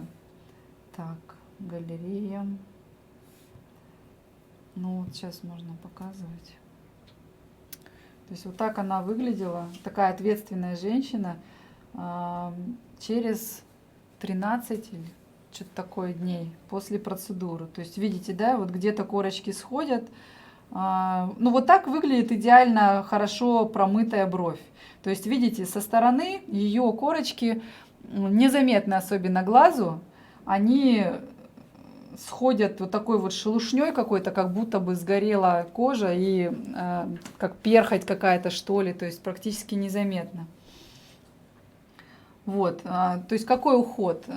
Смысл в том, чтобы то, что кожа выталкивает, вернее, ваш клиент стер, смыл. То есть это сукровица и пигмент, который в коже уже не останется, она его вытолкнет. Именно из этого и состоит корочка.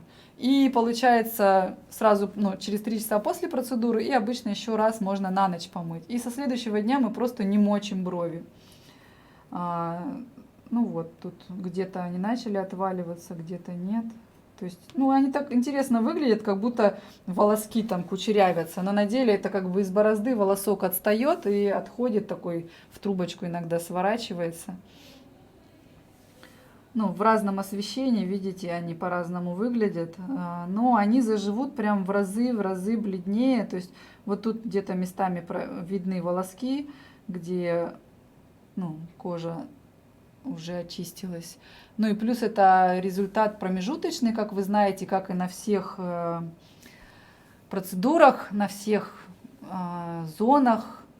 Сразу после схода корочек кожа бледнее, и к концу где-то месяца проявляется. Но в этом случае, я думаю, к концу 2 месяцев, а то 1,5-2 месяцев она будет готова к тому, чтобы делать ей коррекцию, если она будет нужна, потому что волоски иногда заживают так, что там даже бледнее хочется сделать, особенно на тонкой коже, на возрастной коже. Так, теперь я готова поотвечать на ваши вопросы своим хриплым голосом. Очень такая чудесная женщина, у которой очень классно изменилось лицо. Я люблю делать процедуры, когда очень меняется лицо. Она была злая как будто, а стала прям такая открытая и хорошая. Что, у нас там включен чат? Да. Я готова читать. Так. Ой-ой-ой. Так, старый микроблейдинг. Так. На какой скорости делать дымку, я уже говорила. Вы просто скорость движения руки. Я, кстати, планирую снять процедуру коррекции. Но, наверное, можно, кстати, сделать вебинар по коррекции, в принципе, тех, кого я смогу выцепить, потому что модели очень часто куда-то теряются, потом их фиг выцепишь, чтобы сделать им коррекцию. Они такие, им нормально. Но я постараюсь, и, наверное, я сниму еще вебинар, как делать коррекцию. 6 чувство подойдет для волосков. Честно говоря, не знаю, потому что на 6 чувстве я видела только растушевки. Я не видела, чтобы никто, ни один мастер не делал волоски, вернее, я этого не видела. Сертификат будет после вебинара, если вы сдадите экзамен, то есть если я пойму, что знания вами усвоены, потому что в отличие от всех вообще остальных, мы сертификатами не разбрасываемся, мы даем им только тем мастерам, которые поняли, усвоили и применили. Так. Можно учиться работать только сбоку, с одной стороны. Конечно, можно. Многие мастера работают только с одной стороны. Вы вот так к себе поворачиваете клиента, и ваше движение единственное, что оно получается в какой-то степени и от себя, и на себя, и здесь от себя, и на себя. То есть из плюсов это то, что вы видите лицо, прям вот так вот прямо, и форму хорошо видите, как бы не перевернутую вверх ногами. Из минусов, лично для меня, что ты такой прям дышишь одним воздухом, вот у меня прям проблема вот этого близкого контакта с клиентами, я не дышу, когда с ними общаюсь. Вот. И то, что не всегда удобно вот это вот движение совершать от себя и на себя, но я думаю, это вопрос просто сноровки и привычки. Вот. Можно ли этим волосковым методом закрашивать залысины на голове? Честно говоря, все, что я видела сделано на голове, выглядело как трешак. Поэтому на такой огромной площади, то есть тут брови вот эти 1,5-сантиметровые, реально запариваешься рисовать, и глаза устают, и все устает. А если большой участок на голове, ну какой-то маленький шрам, да, я думаю, можно. А залысины я бы не стала за это браться. Какая игла лучше на толстую кожу, тоньше или толще? Еще раз, на толстую кожу я смотрю при выборе иглы на волоски. Если волоски лежат очень плотно, то я вообще буду делать растушевку, а потом на зажившую растушевку рисовать волоски. И там уже выбирать иглу тоже в зависимости от волосков. То есть если они тоненькие, я беру тонкую иглу. Если волоски толстые, я беру толстую иглу. Так, MyStyle говно, я так и поняла. Какое мнение, ах, боже, Hustle Butter сразу после процедуры. Что? Я не поняла. Простите, напишите еще раз, я не поняла. По ореолам и камуфляжу. Когда-нибудь создам. Мне надо накопить достаточно опыта в работе с ореолами. А камуфляжем я не планирую заниматься. Я считаю эту процедуру не очень экологичной, честно говоря, по отношению к клиентам. Про залысины ответила. Шпаргалки пришлем, ну, в течение пары дней, я думаю. В некоторых, потому что завтра у меня вебинар, если что, по стрелке, как вы помните, и я буду к нему готовиться, у меня нет времени. А мне надо нарисовать эту шпаргалку, чтобы она была простая и понятная. Так, колора, пигменты я не пробовала. Амеа, пигменты. Вы знаете, есть мастер Елена Никора, и она работает на Амеа машинках и, видимо, на Амеа пигментах, она их представитель. И когда-то давно я видела у нее тоненькие волоски, которые нарисовала этой машинкой, этими пигментами. И, видимо, можно, потому что она хороший мастер. И, видимо, именно этими можно. Я лично сама не пробовала. Минеральные пигменты для волосков хорошо.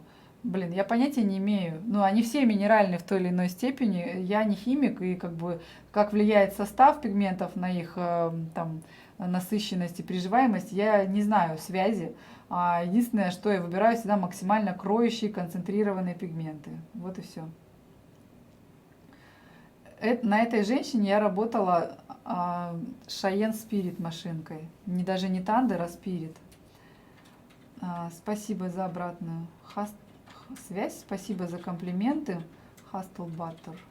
Или не надо мазать ничем. Блин, это, видимо, какой-то баттер, это масло, это какой-то заживлялка. То есть я не рекомендую вообще ничем мазать. Почему мы отказались от всех мазилок? Потому что они плохо запоминают, начинают мазать таким толстым слоем, что у них брови там гнить начинают, потому что безвоздушное пространство создают. Как бы нет смысла, это настолько тоненькие царапки. Самое главное не мочить, не размачивать, не сдирать, не счесывать. Самое главное в первый день промыть прям вот сильно-сильно, чтобы всю эту сукровицу стереть. И все. Для практики на какой скорости работать на латексе? Через сколько делаем коррекцию? Может менять пигмент светлее при коррекции? Слишком темно зажженный цвет. Так, первый вопрос. Для практики. Старайтесь работать на латексе точно так же, как вы будете работать на клиенте. Не приучайте себя быстро чиркать, потому что это такая могила просто, засада. Вы привыкнете быстро делать, и потом придется переучиваться самостоятельно на клиенты. Поэтому, если ваша машинка оставляет линию там на скорости движения в 4 секунды, делайте так. Если ваша машинка вообще, кроме как вот таким движением, не может оставлять линию хорошую, то есть вам надо вот напылять ее вот долго, делайте так. Не спешите и делайте прям абсолютно так же, как вы работали бы на клиенте, потому что переучиваться хуже нету. Первый вопрос. Через сколько делаем коррекцию? Вот тоже я сейчас упомянула. То есть молодая кожа, ну это месяц, это стандарт. Молодой кожа, я считаю, кожа лет там до 40-45. Она не то чтобы молодая, но вот нормальная, стабильная. От 50 и выше делайте 1,5-2 месяца перерыв, потому что я наблюдала у старушек вообще такое, знаете, она приходит через месяц, а у нее красные брови, то есть они у нее такого красноватого цвета, как будто только что содрали корки, то есть у нее кожа как бы в каком-то состоянии воспаления еще находится, на деле так и было, у нее только что сошли корки. И она приходит еще через месяц, я отправляю, и они уже хорошего цвета, цвет устаканился, то есть кожа обновилась полностью, потому что процессы все замедлены у возрастных клиентов, и поэтому и коррекция должна быть позже. Бишоп V6 подходит для волосков. Я не пробовала бишоп, простите. То есть это должен быть лайнер. Ваш аппарат должен уметь рисовать линиями. О, кстати, я сейчас хочу показать вот это вот быстренько. То есть вы... Сейчас, секунду, SketchUp. Ага. Так, параметр, размер, непрозрачность. Так, сейчас я постараюсь найти дополнительно производность. Это оно. Вот интервал. Случайный выбор интервала. Смотрите, я сейчас покажу вам.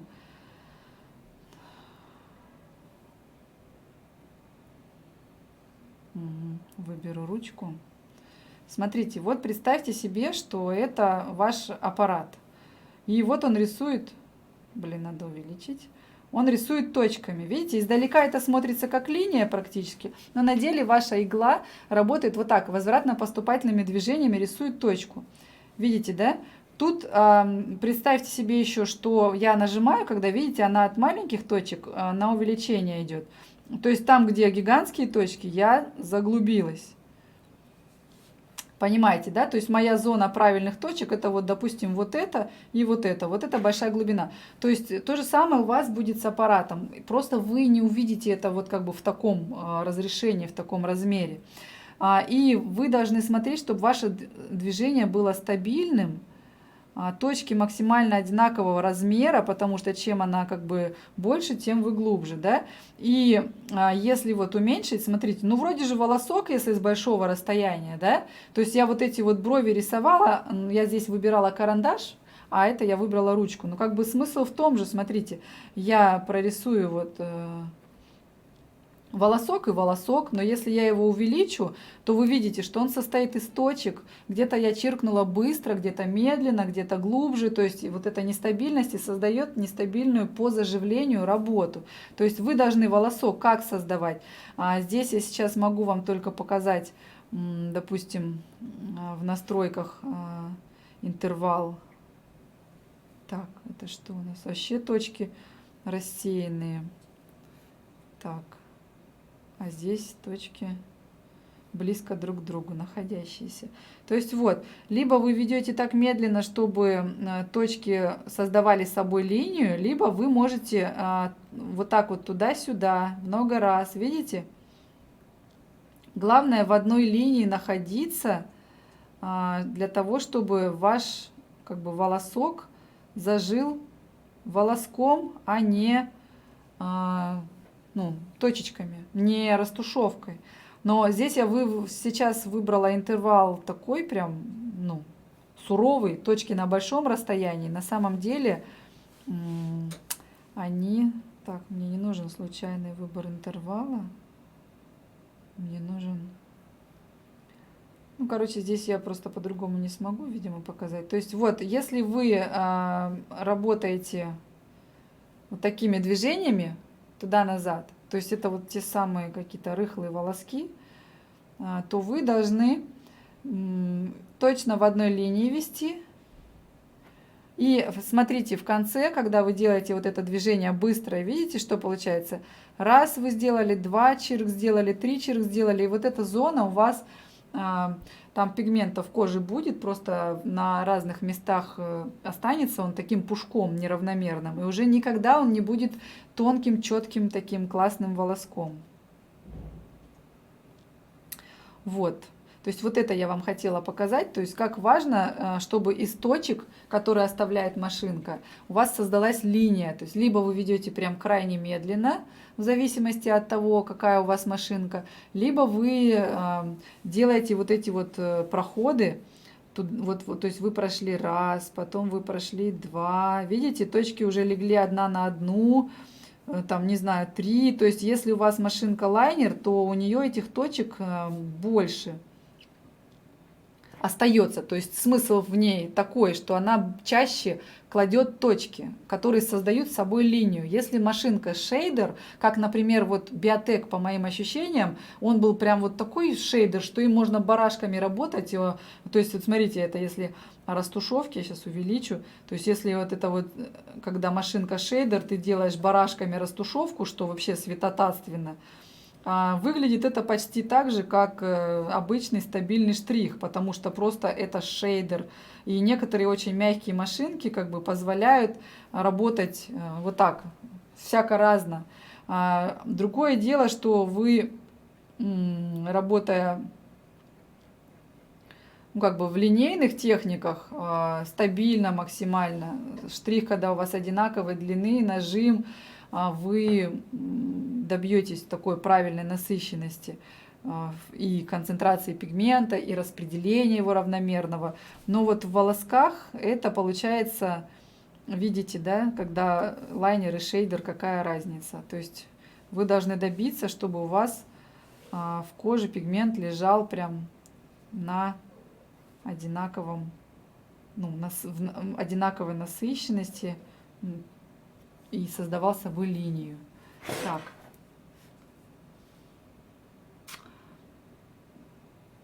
Я в свое время, когда работала на Геансане, работала без блока, просто от сети. Прекрасно он работал. С блоком, я не знаю, замедлять разве что. Так, поэтому не скажу. При беременности или лактации можно делать волоску. Мы не делаем беременным клиентам процедуру вообще. Во время лактации без проблем. Делали 100 раз. Разницы между кормящими и некормящими не замечала. Программа у меня для рисования это SketchUp. Я в ней все время рисую. Она, не знаю, видно, вот она в верхнем углу, возле меня практически. Видите, где карандашик? Autodesk, Sketchbook, простите. Есть они платные, бесплатные, разные. Биотек, про машинку Биотек я говорила. Чем выше скорость и медленнее работаешь, тем больше пигмента. Совершенно верно. Чем выше скорость аппарата и чем медленнее ведешь. То есть чем выше скорость аппарата, тем быстрее вы можете ввести линию, скажем так. А если аппарат замедленный, то это прям сложно. Надо вести медленно, либо много проходов делать. Когда свои густые брови, при прорисовке волосков может стекать краска на бровь с носика. Как быть в таком случае, если еще первый проход не сделан и не зафиксирована форма волосков? Когда свои густые брови, на мой взгляд, там не нужны волоски совершенно. Я не вижу смысла там работать. Вы просто ослепнете, разглядывая там между этими бровями кожу и нарисованные волоски. Поэтому на пустой коже работайте там, где нет волосков. И будет вам счастье. Я не работаю на густых бровях, нет смысла. Как понять, что не заглубился, какая приблизительно глубина входа иглы должна быть? Вы не определите глубину, потому что я, конечно, смотрю всегда сбоку, я когда вхожу в кожу, я смотрю, как я прикоснусь, чтобы это не было слишком глубоко, но это это доли миллиметра. То есть если у вас вылет иглы 2-2,5 миллиметра, то 2,4 миллиметра у вас на поверхности. Кончик иглы самый входит в кожу. Какие там, как, вы никак не определите, насколько глубина, насколько игла вошла в кожу. Так, давайте, пишите мне обратную связь, пожалуйста. Еще я минуточку жду обратную связь. Скажите мне, насколько было вам понятно, непонятно, чего вам не хватает, потому что впереди у нас еще две схемы, еще и смешанная и азиатская через неделю, еще через неделю. И у меня есть время что-то, может быть, изменить. Если вот такой формат огонь, то я буду очень рада. Вот. Так, почему стекает пигмент с носика? Ну, об этом я тоже говорила, на самом деле. Обычно это недостаточный вылет иглы или очень жидкий пигмент, либо боковая вибрация. Давайте мне пишите по 10-бальной системе оценку вебинару, чтобы я знала, мне расслабляться дальше немножко или напрягаться и улучшать еще что-нибудь. Раньше вы озвучивали, что после процедуры нужно обрабатывать в течение нескольких часов после процедуры хлоргексидином. Сейчас говорите, что можно мылом помыть 2 раза, достаточно в любой технике. Да, мы больше не заморачиваемся настолько хлоргексидином, вот это помыть, потом еще раз с мылом, потом помазать бипантеном. Все, это мусор. Наша задача просто смыть лишний пигмент и сукровицу, и все. Особо там параноидальный клиент может обработать 100 раз там, но это уже как бы у вас все было стерильно, вы клиенту говорите руками не трогать, мылом помыть достаточно, потому что никто из вас, я уверена, порез на руке не обрабатывает 10 раз в день хлоргексидином. Вы порезались и тут же забили на этот порез и живете дальше. Правильно? Так, спасибо, спасибо. У Шаяна что лучше, спирит или тандер, или без разницы? Ну, пока я не увидела между ними разницу. Но берите тандер, если есть возможность. Он по описаниям более хлесткий, кроющий, что ли, более длинноходный. Все, спасибо, класс, спасибо, понятно и доступно. Шпаргалку ждите, завтра или послезавтра. Скорее всего, послезавтра мы пришлем шпаргалки всем. Вы обещали также 5 мое видео в своем сторис. Отметить, наверное, ваше видео в своем сторис. Но если вы пришлете, отметите меня, я вас отмечу, если ваша работа клевая. Если она так себе, то я не отмечу. Спасибо за обратную связь. Супер, я очень рада. Спасибо, класс, все понятно. Сейчас можно оплатить стрелку. Конечно, вы можете оплатить стрелку до начала вебинара. Напоминаю, что завтра у меня будет вебинар по стрелкам. О, кстати, смотрите, я сегодня выловила, специально ездила девочку. Это у меня в другом месте. Сейчас я перекину и покажу одну из стрелок этих зажившую. Она отлично зажила. Так, вот это свежая. Сейчас я сама себе в избранное. Пока не надо включать.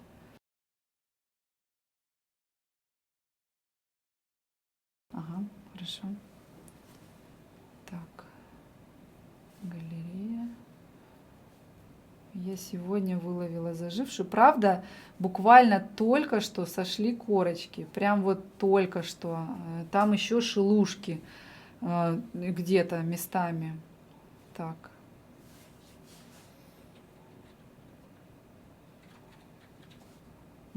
То есть...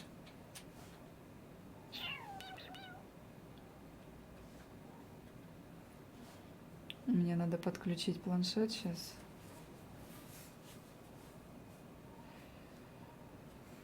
Избранная. Я их сама себе выслала. Короче говоря, завтра пройдет вебинар по стрелкам. Все последние стрелки, довольно давно уже, я делаю, стараюсь делать в один проход. Единственная вот эта засада с последней клиенткой, с той клиенткой, которая будет завтра на вебинаре, она была сложная. Во-первых, у нее были критические дни, ей было все больно. Но тем не менее, я там положила пигмент в общем и целом практически с одного прохода. Просто у нее слезились глаза, я страшно не люблю работать на мокрых глазах.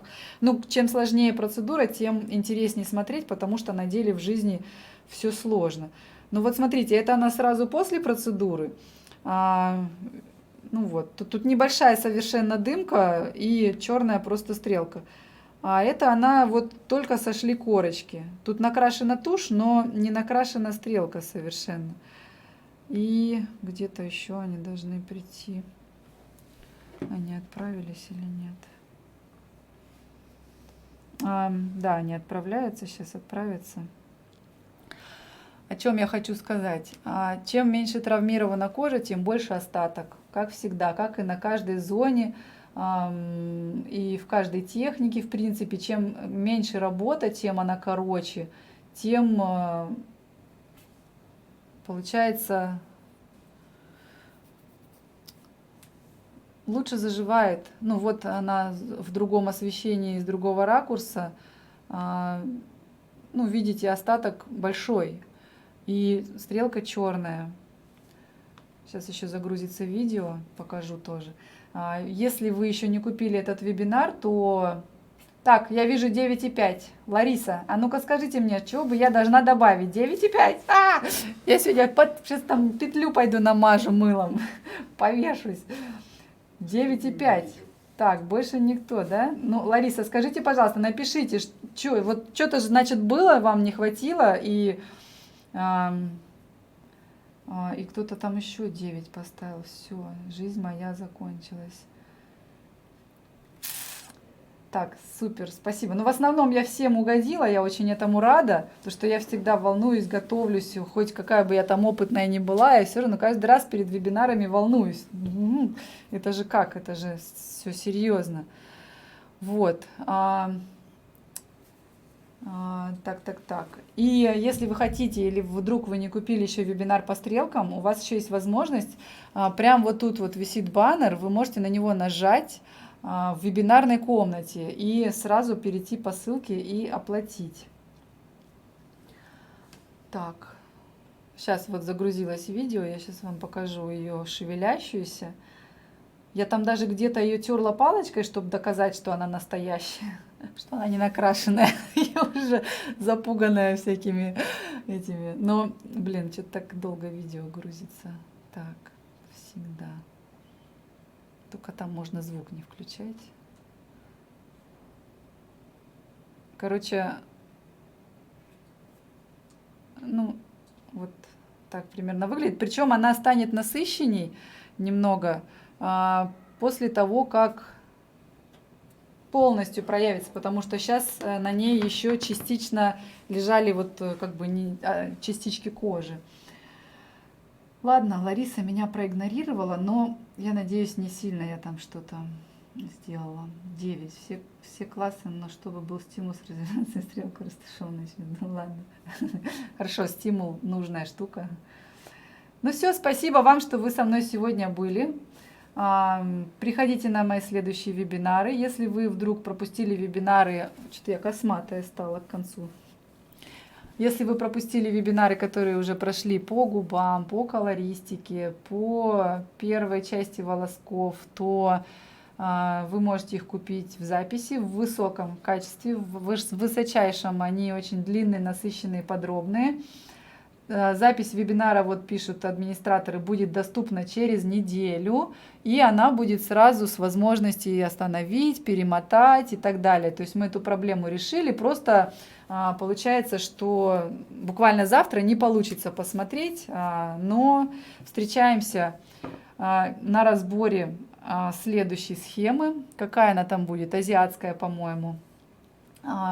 Все, была рада вам помочь, жду от вас. Отмечайте меня, я самые клевые работы буду выставлять у себя и сохранять у себя в вечных сторис, и вами гордиться буду. И если у вас сложно, не получается или что-то такое, то учитесь в онлайн нашем мастере, либо приезжайте к нам на очное обучение, что тоже никто не отменял. Если вы схватываете все на лету, вам хватит вебинара. Если вы схватываете на бегу, то вам надо дистанционный курс «Волосок» пройти. А если вы схватываете лежа, что ли, или как это сказать, тогда вам надо приехать еще и очно поучиться на наш VIP-курс, который веду в данный момент уже не я, мои топ-мастера, но он такой же глубокий, насыщенный, и я, конечно, появляюсь обязательно, потому что он проходит в Краснодаре, я здесь живу и торчу на работе. Все. Вебинар по губам длится, по-моему, часов 7, да? Он очень длинный, там очень много информации, там 3 типа губ, типа цветов, которые мы разбирали. Ладно, я охрипла реально, у меня так и не получилось в 2 часа уложиться. Всем спасибо, всем пока!